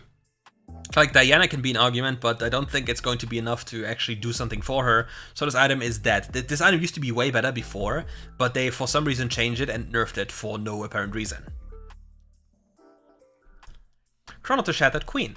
60 ability power, 7% magic pen, 200 mana, and 20 ability haste. Safeguard grants a spell shield that blocks the next hostile ability. After the shield breaks, incoming damage is reduced by 50% for 1 second. Poise. AP increases by 20 while safeguarded. Dealing magic damage to enemy champions using an active ability reduces safeguarded cooldown by 4 seconds. This item here used to be very, very broken, and now it's a very niche item. They nerf this item every single time I can think of, like multiple times. And therefore, like if you're a mage player and you build this, you build this into, let's say you're Orianna, okay? You build this into this, you will not have damage. You will do nothing. You'll be absolutely worthless. If you want to deal damage as Orianna, do this. Like, have this item, which I'll talk about in a second once we get there. This item in general is very good to have when the enemy team has all-in potential on you, but usually you want to build this item after you have Spike. Like, you have Boots of Mana, you have Luden's Echo on most champions, then depending on what your champion is, a Prophet's Pendant, then either an Awakened Soulstealer, and you rarely want to actually complete Infinity Orb. You rather want to just have Prophet's Pendant, and then go for Rabadon. And then on your 4th or 5th item slot, you want to go for Crown of the Shattered Queen. And as you complete your build on a mage that is poking, like Orianna, Ziggs, any of these champions, you want to have Liandry's Torment, because as you gain more AP, this damage, the damage of the item will skyrocket, because you have so much AP and therefore the burn will be so absolutely enormous. Imperial Mandate, 200 health, 40 ability power, 20 ability haste, no mana though. Coordinated Fire, abilities that slow or immobilize a champion deal 47 to 75 bonus magic damage and marks them for 4 seconds, with a 6-second cooldown per enemy champion. Allied champions damage detonates the mark, dealing an additional 94 plus 150 magic damage based on ally level, and granting you both 20% movement speed for 2 seconds. This is a very powerful all-in damage item, for example, for Janna.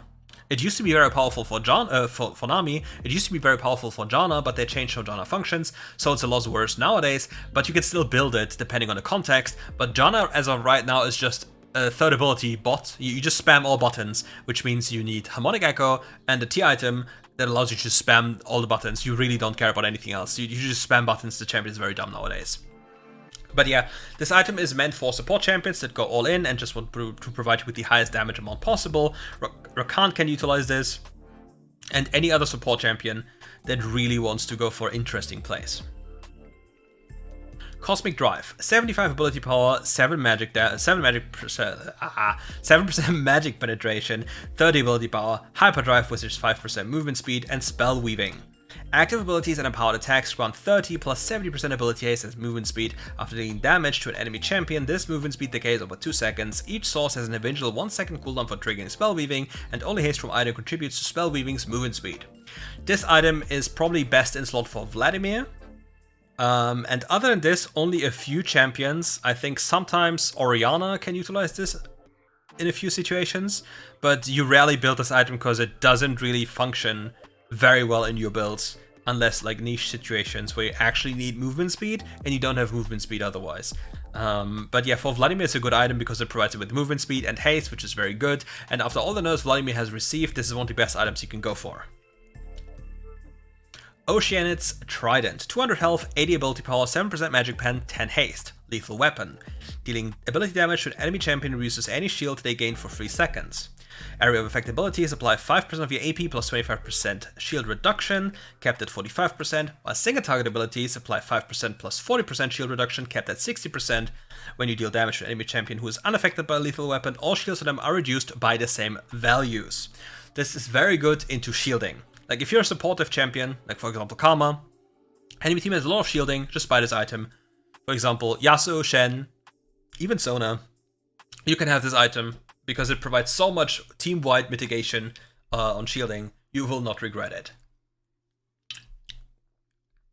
Infinity Orb. 90 ability power, 7% magic pen, 5% movement speed, 50% magic pen. Inevitable Demise. Abilities and empowered attacks critically strike for 20% bonus damage against enemies below 45%. Okay, this sounds very cool, but the price tag is so high. The biggest thing of this entire item is this component. So as I've said earlier, in a lot of builds you will have, I'll repeat this over and over again, you will simply have this into this. Because the damage increase of having completed Infinity Orb is not as much as you might think. Because Rabadon in most situations, because you have these boots, is going to give you so much AP that the damage you gain from this is going to be higher. Because Infinity Orb will only deal bonus damage once the enemy is low, and AP champions usually one-shot at this point anyway, so you only complete this later on. Like for example, you see this here right now, you have this completely finished. You don't need Crown, you want more damage right now, and you have like, okay, right now it's time to buy this, because now it makes a big difference. Here, this is probably the best you can go for. Horizon Focus. 90 ability power, 7% magic penetration, 20 ability haste, and hypershot passive. Damaging an enemy champion with an ability from 600 units away reveals them for 6 seconds and increases the damage dealt to them by 9%. When hypershot is triggered, reveals all enemy champions within 1200 units of the target for 2 seconds with a 15-second cooldown. So let's take a look, shall we? Okay, we'll place a dummy here, and we'll place a dummy here, and another one here. Okay. We don't see any of them, right?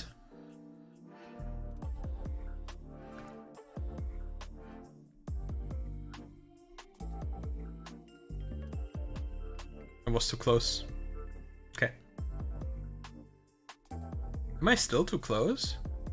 Am I still too close? No, now they are revealed. Okay.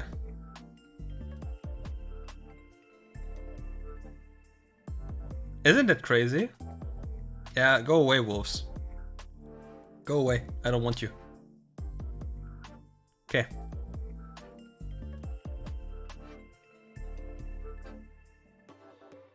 Why is my hypershot getting angry? Hello, leave me alone.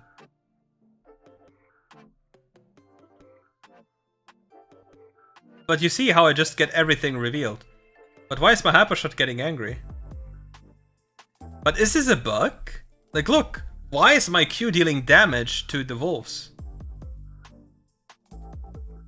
Ah, because of Ludens, I'm dumb. Okay, because of Ludens. But yeah, you see, this one reveals.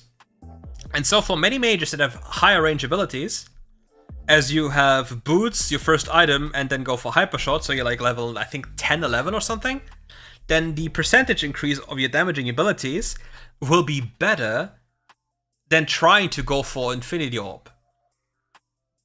Because this one straight up increases all the damage done, base damage and scaling, instantly by 9%.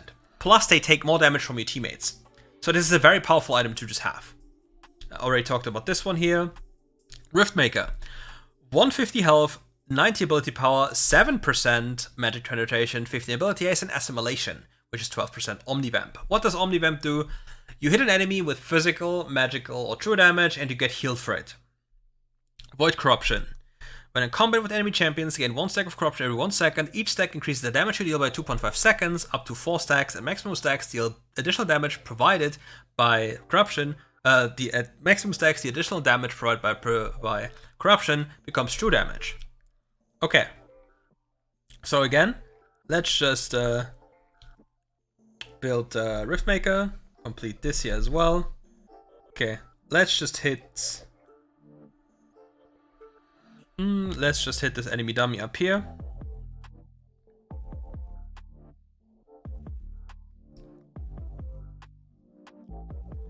You see, weirdly enough, you see it should be a 10% increase. My auto attacks do 38. Why does Riftmaker do 8 damage? Why does Riftmaker do more, like increase my damage more than 10%? Why is it more than 10%? Do you want to know? Okay. The damage increase of Riftmaker is calculated of the pre-mitigated damage. So, how does this work? Take a good look. You have this number here. 33% damage reduction. Let's think about 100. You see the dummy? A dummy right now has exactly 100 armor. 100 armor is exactly 50% damage reduction. So my auto attacks should be dealing more than 38 damage if it has no armor. So we can actually go to wolves, because wolves have no armor. 76. 76. 76. Now think about 76. About 10% of 76 is 7.6. 7.6 rounded up is 8. Now let's investigate.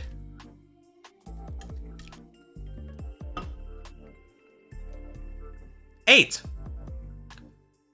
8 is 1/10 of 80. So the damage you deal with Riftmaker scaled of your pre-mitigated damage, which depending on how much resistance you're facing, can be a massive difference. So this item is absolutely insane. For example, on brand, let me quickly showcase why. El Brandinho, because let's go for 2 items. 2 items is roughly, let's go for level 11. Okay, we have boots, we have this, and we have Riftmaker. Okay, cool. So now we go for a full combo.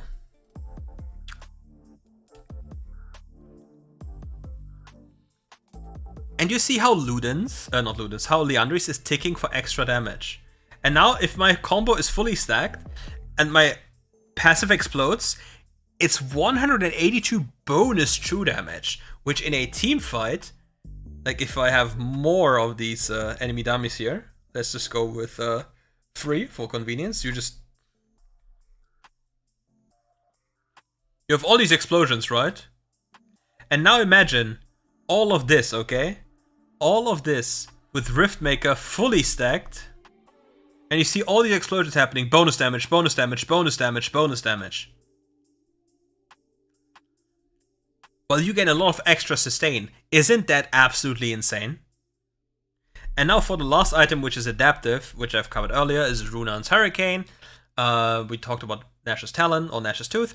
35 attack speed, attack strike 2 additional nearby targets, each dealing 55% of your AD. These strikes can critically strike and apply on-hit effects. Wins favor, gain 20 AD or 40 AP, and attacks deal bonus 15 physical damage on on-hit targets. So if you see my attack range here.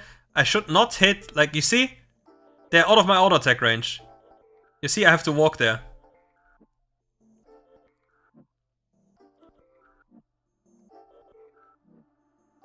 And we assume that this yellow range, you see this yellow marker here, is the bonus Runan's range. But we don't know for sure, because we can't know. But yeah, if you play an AD carry, let's just go for a quick little thing again. Runan's increases your range and allows you to hit multiple targets. But since we want to show you the real craziness of this, we'll go for the most extreme example. We'll go for Caitlyn. And give me some money. Give me some levels. And give me some items, more specifically. Give me my attack speed boots. Give me my Infinity Edge. Give me my Bloodthirster. Give me everything. We go for this. Then we go for, what else do we go for? We don't go for Blaster just for the sake of this test. We will go for Runan's. Any other item I just want to have? Let's just go for PD for fun. Okay. Okay, guys. Are you ready to see the most bullshit in League of Legends Wild Rift? I think you're not ready, because let me put all my friendly minions here. Okay. Let's put enemy dummies here. And here. And let's put one here.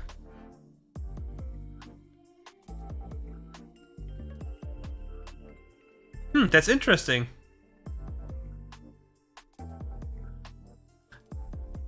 That's interesting, isn't it? Because take a look. Look how I hit them when they're in Narnia. Which is the trick. In Wild Rift, the range of your Runans depends on your auto attack range, which means I cast this, my auto attack range is increased because of headshot, and therefore the scan range is increased. Because Runans works in a way that everything that's inside of the circle here, if it's like here, I hit it automatically. I do not hit anything that's behind me, but I hit everything that is like in a 180 degree in front of me. And that is very, very important when it comes to playing AD carry. And now, let's talk about AD carry items. Physical damage items. Okay. We have covered Tyr, we have covered Sheen, Vampiric Scepter. 20 attack damage, 10 physical vamp. Very good if you're playing into poke. For example, you play bot lane into poke champions. You'd rather be happy to have a Bloodthirster for more sustain. And therefore this item in combination with Gluttonous Grease, because you don't get bullied out of lane. Zeal. 15% crit rate, 15% attack speed, and 5 movement speed. Pretty cool item, which builds into Magnetic Blaster. Cursed Shards. 20% attack speed, energized moving and attacking will generate an additional energized attack. Energized attacks gain 50% bonus magic damage. Item passives that add passive or enhance the damage of energized attack stack and trigger the same in the same attack. Noon Quiver. 25 attack damage, 15% attack speed. Nash's Talon. We talked about this. Serrated Dirk. 20 attack damage and 8 physical pen. Pretty cool item for assassins since they have very high AD and have access to sudden impact most of the time. You deal a lot of damage with this. Recurve Bow. 30% attack speed and attacks deal 15 bonus physical damage on hit against targets. BF Sword, biggest AD item you can get, 40 AD on your character, pretty cool. Cloak of Agility, 20% crit. Last Whisper, 15% AD and 15% armor pen. This is very cool to get if the enemy already builds armor. In the distant past, armor pen items didn't scale. You had the flat pen all the time. Like you had 15% on the completed version, you had like 30% instantly, which meant you instantly rushed this after the first item because it would deal the most damage. Executioner's Calling. 15 AD, dealing physical damage to enemy champions, inflicts 40% grievous wounds on enemy champions for 3 seconds. Now for AD carries. If your support has the ability to buy anti-healing, you as an AD carry should not be forced to build this item, because this item sets you back from your first item spike a lot, and item spikes on AD carries matter a lot. For supports it's not as important, but if your AD carry doesn't have a completed item compared to the other AD carry, you will not win. It's just over. Same for Kai'Sa players. Kai'Sa players who build boots first into this item to delay their first item spike like so much, they just, I don't know what's wrong with them. Just rush Terminus and kill everyone, because Terminus is, as a first item, your most broken item in the game. It's absolutely insane. Phage. 150 bonus health, 15 attack damage. Attacks grant 20 movement speed and grants 60 bonus movement speed for 2 seconds when you kill. Bonuses do not stack, ranged champions gain half values. This is pretty cool for top laners. For example, if you're Darius, you kill a minion with your first ability, then you run after people. The 60 bonus movement speed are really cool to have because you just run on people. Stinger, we talked about this. Hex Drinker, 20 attack damage, 20 magic resist. Really cool if you're playing into full magic damage compositions, otherwise stay away from this item. It's very good though if you get the full completion, so yeah, keep that one in mind. Caulfield's Warhammer, 25 attack damage and 10 haste. We talked about this one. We talked about this one as well. Okay, completed items. We talked about Nash's Tooth, we talked about GA, we didn't talk about BT. Okay, BT. 50 attack damage, 25% crit rate, bloody, 12% vamp, and you gain 11 to 25 AD and 10% attack speed when your health is above 50. So when you complete this item, you at least, even if you were level 1, you would gain 61 AD. But you're more likely to complete at level 7, so you probably, I think it's like 18 AD then, so it's like 68 AD you gain on your first item. So yeah, it's pretty broken as a first item. Competes with Infinity Edge, but yeah, it's very good to get if you face a lot of poke. If you don't need to mitigate poke damage, then you're more than welcome to just rush IE. But if you have to mitigate poke damage on an AD carry, this item is the best choice.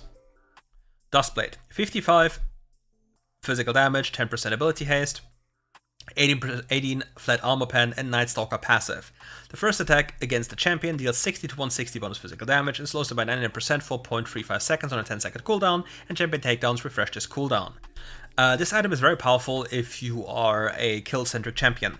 You can go this on Draven as a rush item, you can go this on Lucian as a rush item, you can go this on Jhin as a rush item if you want to, and otherwise you would go this on junglers that do not need the bonus movement speed from Youmuu's.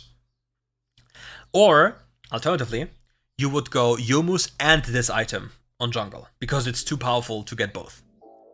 Because they provide you with so much extra damage. Manamune. 25 AD, 300 max mana, 20 ability haste, or grants attack damage equal to 1.5% max mana, and refunds 15% of all mana spent. Increases mana by 10 every attack, as you know with the tier, caps at 700 bonus mana, and then it transforms into Muramana. Muramana. 25 base AD, 1000 base mana, 220 ability haste, and grants attack damage equal to 2% of max mana and refunds 50% of the mana spent. When attack hits an enemy champion, drains 2.5% of current mana and deals bonus physical damage equal to the amount consumed. When dealing ability damage to enemy champions, drains 4% of current mana and deals additional damage, physical damage equal to amount consumed plus 6% AD. This effect can only be triggered when remaining mana is above 20%. A single attack or ability will trigger the effect only once on the same target. So this item used to be better for auto attacks. It has gotten a spell modifier. It's a very broken item if you get it fully stacked, but the issue is this item. Like for example, we have this infinite debate of Terminus and Manamune, and I'll walk you through it. Like if we take a look at the items, you have Muramana, 25 AD. You complete Manamune, 25 AD. With the mana completed, you get around like 37, 38, 80. That is very cool, yeah, but it doesn't have any attack speed. And if we compare this item to this, number one, you only have one damage component, which is Corfeed's Hammer. The tier doesn't do anything for you, and then you have the completion. With Terminus, every single purchase of your items is a damage component. You have BF Sword, and you have Recurve Bow. And on completion, you gain 40 AD, which is roughly a little bit more than the AD you gain from Manamune, if you calculate the mana, but you gain 30 attack speed, and you gain 35 bonus magic on hit. So you have 75 damage on, like, every single hit, if you don't consider mitigation, for a first item, which with no RNG, 0 RNG.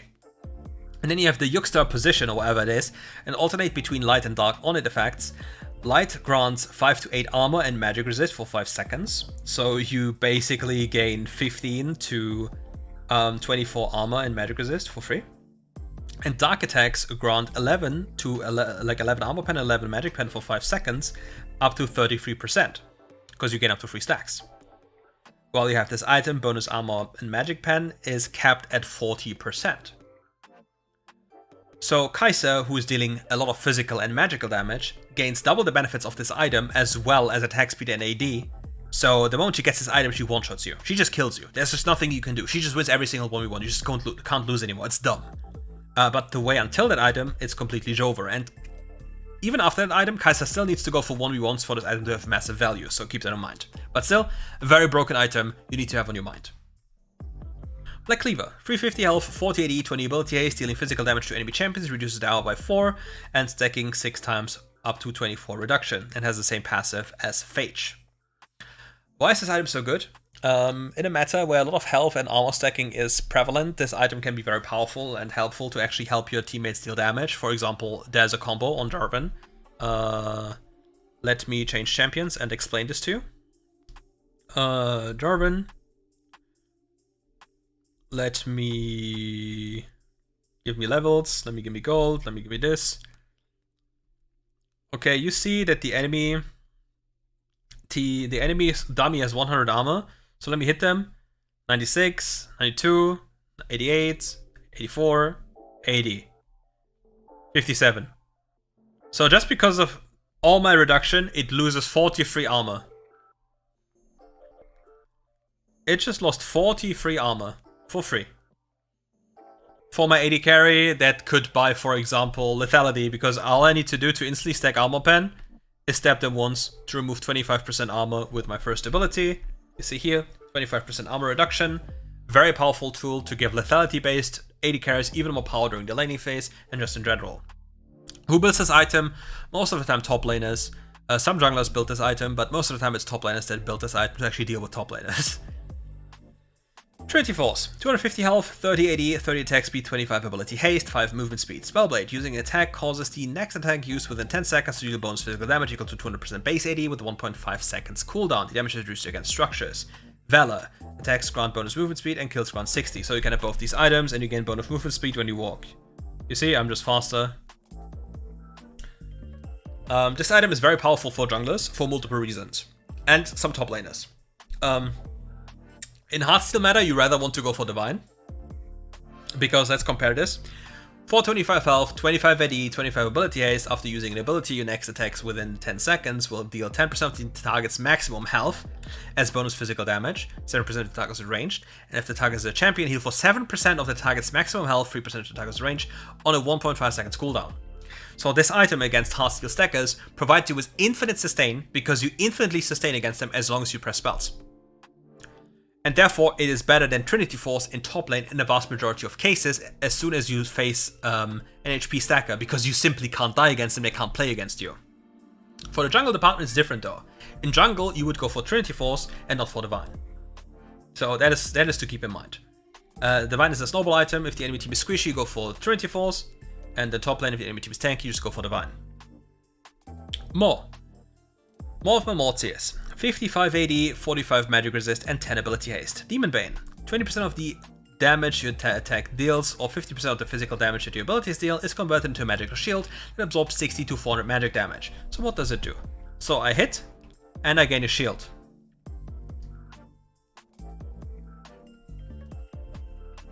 And now this shield will persist. And if you face a full damage, magic damage composition, this 400 extra shielding, up to 400 extra shielding, is more than probably 16 to 20% of your HP bar as an AD carry. Which means, first and foremost, you gain more magic resist, you gain more damage, so you're not losing too much, and you gain more shielding that is constantly recharged as you're dealing damage, because if you're taking damage right now, every hit recharges this. It just adds even more back to this. Magnetic Blaster. 25% crit rate, 35 movement speed, 5% move speed, 35 attack speed, 5% move speed. Energized moving, attacking will generate an energized attack. Let me sell this, or otherwise I get my ears will explode. Power Blitz. Energized attacks generate 25% faster, gain 125 range, 50 range for melee attacks, and deal 50 to 120 bonus magic damage. Damage bounces to nearby 5 targets and can critically strike. So now let's quickly show you why Lucian is so unbelievably broken this patch. Where is Mr. Luciano? Lucian, where are you? I will find him, trust. I will find him. There he is. Okay. Give me gold. Give me level up.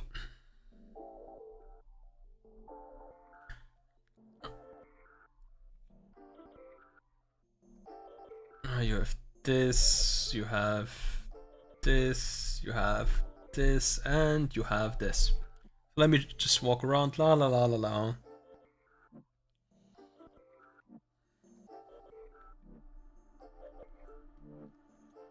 So the thing is, most of the damage I dealt is actually magic damage. Because just the one hit, it's 132 bonus magic damage on multiple targets on 100 magic resist. And if I go to minions, like monsters who don't have magic resist, isn't that insane? Isn't that insane damage? Because, look, 467 from Solari and Blaster combined. And then you have the full combo.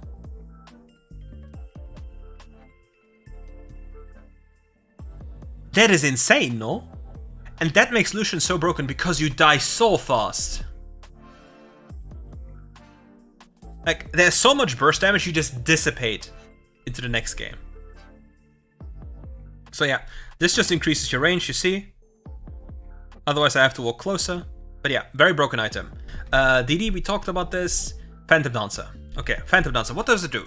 25 attack damage, 35 crit rate, 30 attack speed, and 5 movement speed. Gain 7% bonus movement speed when you attack for 3 seconds, and after attacking 4 times, gain 25% attack speed for the same duration.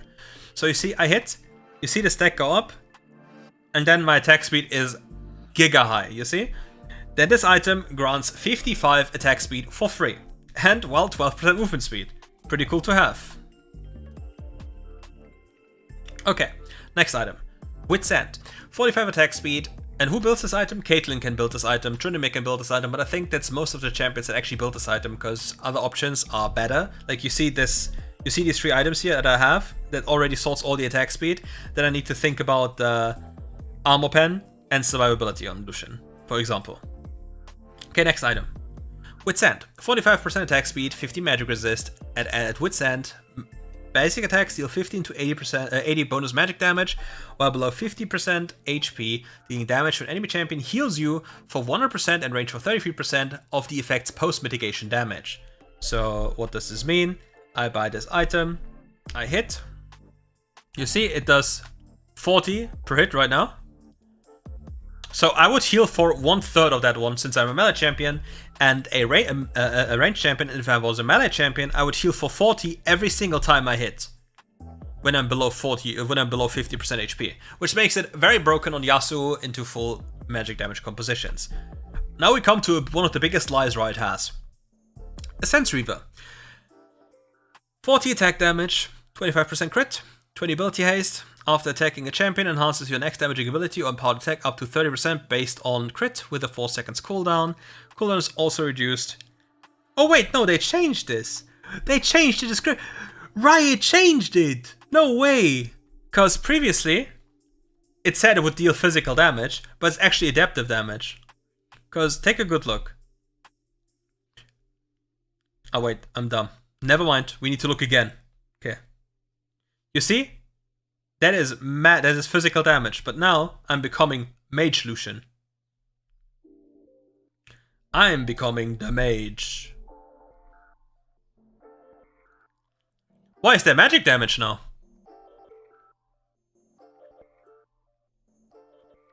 Why is there magic damage now, ladies and gentlemen? Because a Sense Reaver increases the damage of your ability based on the damage type you are.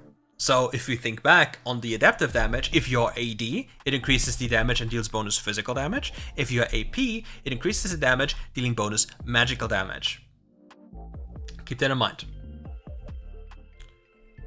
Stormrazor, 40 AD, 25 crit rate, 20 attack speed. Moving and attacking will generate an energized attack. Paralyze, energized attacks gain 65 to 135 bonus magic damage and slow the enemy for 75% on 4.75 seconds. This item used to be okay for Caitlyn, but this item is actually terrible. Like, there's no space for this item. There's no space for this item. Because you either go for Bloodthirster, granting you insane stats, and you run Ghost, or you just go for Infinity Edge as a rush item. And then there's no more slots for Stormrazor. You just don't have slots. There's just no build I can think of where you want to go Stormrazor on any champion. Cyril's Grudge. 40%, 40 AD, 15 haste, and 16 to 30% armor pen. The armor pen scales with your level, so yeah, as I mentioned earlier, in the past it was instant, and now it's just depending on the levels you gain more. So you're incentivized to build it later. Icy. Damaging abilities and empowered attacks slow enemies for by 30%. So look. You see, they have the slow effect. My ult would also permanently slow them if I hit them. So it's a very cool item for Lucian to have, in general. Unless you need to crit, because in modern times you have to choose, do you want crit or do you want Cyrilda, and do you need anti-healing? But yeah, this is a very cool item for Lucian, because you can definitely just call you down and you can't evade it anymore. Solar Charge Blade. 25 crit rate, 40 attack speed, 20 haste, Sunburst using ability gathers radiance, max free charges up to 10 seconds, attacks that expend a charge to deal 50 to 92 bonus magical damage on hit. This bonus magic damage can crit. Each unique ability can only generate a charge every 2 seconds. Now let's go over to, for example, Viego, because while we just talked about Lucian, he loves this item as well, because while, I mean, just take a look, you just, like, look. In your combo, you have at least 3 stacks of this, if not more, and it's going to be absolutely nuts when you hit somebody. But now we will talk about one of the biggest abuser of this one, Viego, because there's a little secret on this champion that many don't know. So we go this, and we go this. So first off, look at me walk around, stacking up my spell, because that's what you can do. And now look at how I destack it. If I hit a spell, like, you stab, and you immediately take away 2 stacks. So, now think about this. One of the reasons why they nerf crit Viego, but it doesn't matter that they nerf crit Viego. It really doesn't. This champion's damage is dumb as hell. Wait, I got kicked out of... You can get kicked out of this? I didn't know. No way. I did not know you can actually get kicked out of the practice tour. That's crazy, bro. Well, we are back. We go back at it again. But now at least I can instantly choose Viego. I did not know you can actually get kicked out of this. That's crazy, though. That's crazy. I feel scammed by this game. I really didn't know. That is insane.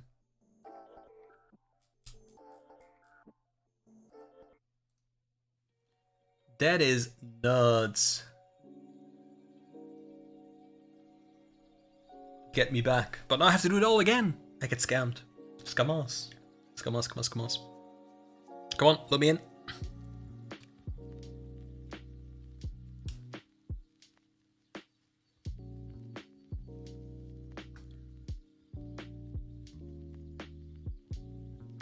What a scam. Gam.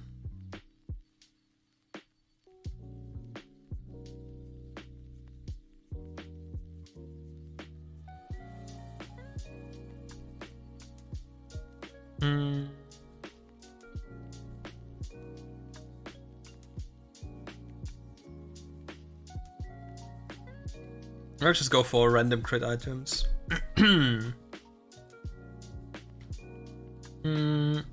What's another crit item I want? Let's just go for this, okay? Okay, cool. So we place this. So you go close. Yeah.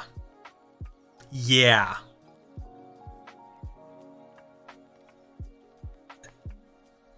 So the secret is Viego's passive, as you hit multiple times, procs Charge Blade. Like, I have 2 stacks. Bam. But yeah, as I said,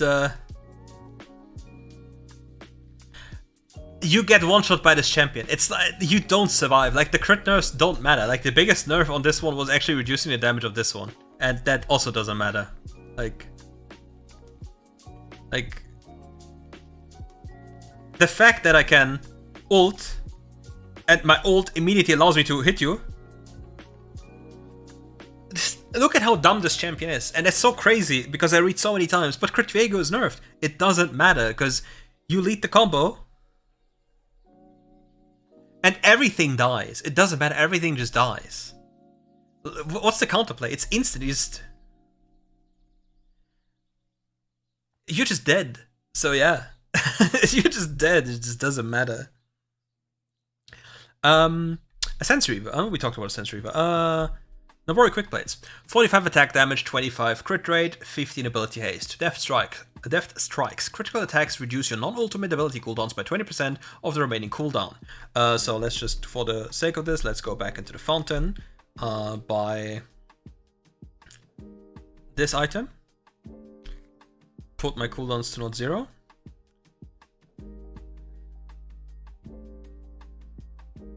You see how my cooldowns go down?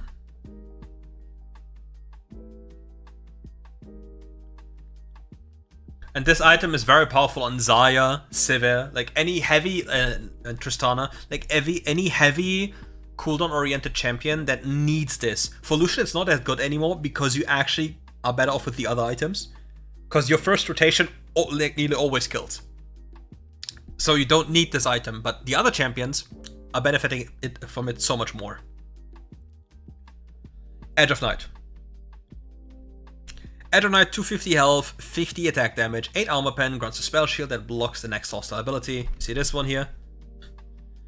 Very good if you actually need to have this. If the enemy team has specific abilities that need to go in, it can also be very good on Viego, because if you go in like this, like you expose yourself for a brief moment, you might get denied, but the moment you get the kill then with this combo thanks to the spell shield, or thanks to QSS, like, I don't know, you just have this. And with the QSS, you deny any ability for the enemy to actually deny you, and then you pick up the soul, and then you go again. Yeah, very broken. Divine Sunder, we talked about this. Serpent's Fang, 50 AD, 10 ability haste, 15 armor penetration, dealing damage to an enemy champion, reduces any shielding they gain for 3 seconds. When a champion's hit apply 10% of bonus AD plus 40% up to a cap of 60, while ranged champions apply 10% plus 25 shield reduction capped at 45. When you damage an enemy who is unaffected by shield reaver, all shields on them are reduced by the same values. You'll hit them, you see the shield debuff. And that's very important into heavy shielding compositions. So sometimes, for example, let's say you play Jhin 80 carry, you play against, I don't know, Yasuo, Nautilus, who else, any shielding champion, then this item, other than any other item, will probably provide you with the biggest value because of the shielding reduction. Immortal Shield Bow. 40 attack damage, 25 crit rate, 15 attack speed, 5% physical vamp. Damage that puts you below 35%, grants a shield that absorbs 30 plus 3 per 1% crit rate for 5 seconds with a 90-second cooldown. Triggering a lifeline grants 8% physical vamp. This item used to be very powerful, now it's a lot less powerful because if you compare it, for example, to Bloodthirster on completion, like level 7 roughly, it's like 68-80 compared to 40, and you only have 5% Vamp compared to 12%. So yeah, you see with a similar amount of attack speed, so the BT will just be more powerful because of the Vamp that will allow you to just deal more damage and not get into a bad spot earlier. So this is a niche purchase if you really need survivability and you're crit oriented. But it's definitely not the first or second item, outside of maybe Samira, that actually goes in. Maybe even Nyla can argue about this, but Nyla has a specific build. Let me show you the Nyla build for a second. Change champions, where is Nyla? Okay. Let me show you and give you all the secrets of Wild Rift that nobody will actually tell you. Let's just build these boots here. Okay. Hey, where are my boots? Okay. So, you have Infinity Edge. You see, after an attack crits, Nyla herself heals herself for 20% of the damage dealt. Okay, so... I don't crit that much, that sucks. What can I do? Okay. Other crit items. So, okay, cool. Bloodthirster. Okay. Okay, wait, I can build another item? That's great. Wait, I can actually do this? So wait, hold up. I can buy Infinity Edge and then buy more crit rate for 2000. So I gain 25% plus 40% crit. So me hitting and critting is not RNG anymore, while also at the same time giving me armor pen thanks to my first ability's passive. And then I would just go for this, because I obviously want to buy this item and it doesn't build out of a crit cloak. So yeah, this way I reduce the RNG of my champion a lot and increase my damage a lot. Because now I have the crit rate, like, because it's 2500 and I gain 50% crit rate from these items, 75% crit, a lot lower RNG. Collector, 40 attack damage, 25% crit rate, 10 armor pen, and dealing damage that would leave an enemy champion with a 5% maximum health, executes them, champion kills, grant an additional 25 gold. This item is borderline worthless. The 5% execute barely does anything for you. There's niche cases where you can argue about this item, which is Nyla with sudden impact in the jungle department. But then you run First Strike and Pen Boots, if I'm not mistaken. And that's probably one of the only champions that actually goes for this item because it grants you pathetically low stats. Because compare this, right? Like, you have Collector, 40 AD, 10 armor pen, cool, right? Oh wait, I can just first item this one and have 60, 67, 68 AD with lifesteal. Why would I buy this item then? For example, on Jhin, why would I buy Collector when I can buy this item, which grants me so much more AD, so much more lifesteal, attack speed modifier, which then grants me more AD, you know? Like, there's no point of buying this item because the item is trash. It's complete trash. Just don't build it. Campunk Chainsword. 250 health, 45 attack damage, 15 ability haste, dealing physical damage to enemy champions, applies 50% grievous wounds for 3 seconds. This item doesn't really do anything for you. The reason is the following: you want this item if anything, and then you only complete this if you want more HP, because otherwise in your kit you would rather prefer the percentage armor pen from this item than this. So yeah, this item is not really that good in my opinion. Spear of Shojin. 300 base, 300 health, 50 attack damage, 25 ability haste, Rising Dragon, 5% movement speed, Dragon Awakening, increased ability haste of basic abilities by 25% after casting an ultimate, and grants 25% movement speed that decays for 3 seconds, scoring a takedown within 10 seconds, and extends its ability's duration by 4 seconds with a 20-second cooldown. This item is very broken on Hecarim, on Jax, any of these champions that really wants to have the movement speed while casting this, and just wants to go in. You can even think about this as a last item on Nyla, because the movement speed will definitely be really cool to have. And the cooldown reduction on the abilities will also be really cool to have. So yeah, it's a cool item for ult-centric champions that are AD. Hecarim is the biggest abuser, afterwards is Jax. Now we go for the primary jungle item, which is going to be Youmuu's Ghostblade, 55 AD, 15 ability haste, 15 armor pen, momentum, moving builds momentum, granting up to 50 movement speed and 3 to 6 armor pen at 100 stacks. Attacking removes all momentum, but armor pen will last for 3 seconds after, stacks decay when the movement is impaired. Spectral haste, attacking with max momentum, grants 25% attack speed for 4 seconds. Now, let's say you're Jhin, and you play want to have like very early impact on squishy champions, okay? So you have pen boots into this item. Pen boots are 10 pen, plus this, which is then 18. So you have 28, up to 31. Plus super high AD, 55. Plus the bonus attack speed, because 25 attack speed, which will then be turned into 80 for Jhin. Plus the movement speed, which is very nice on Jhin to have because you're such an immobile champion. So yeah, really cool item. Junglers build this item first in most cases, if they're AD, like in the vast majority, because of the movement speed and overall damage. And then you have a few AD carry cases, like for example Jhin, that can build this item. Blade of the Ruined King. 20 attack damage, 35 attack speed, 12% physical vamp, rune strikes, attacks deal bonus physical damage equal to 7% of the current HP on hit.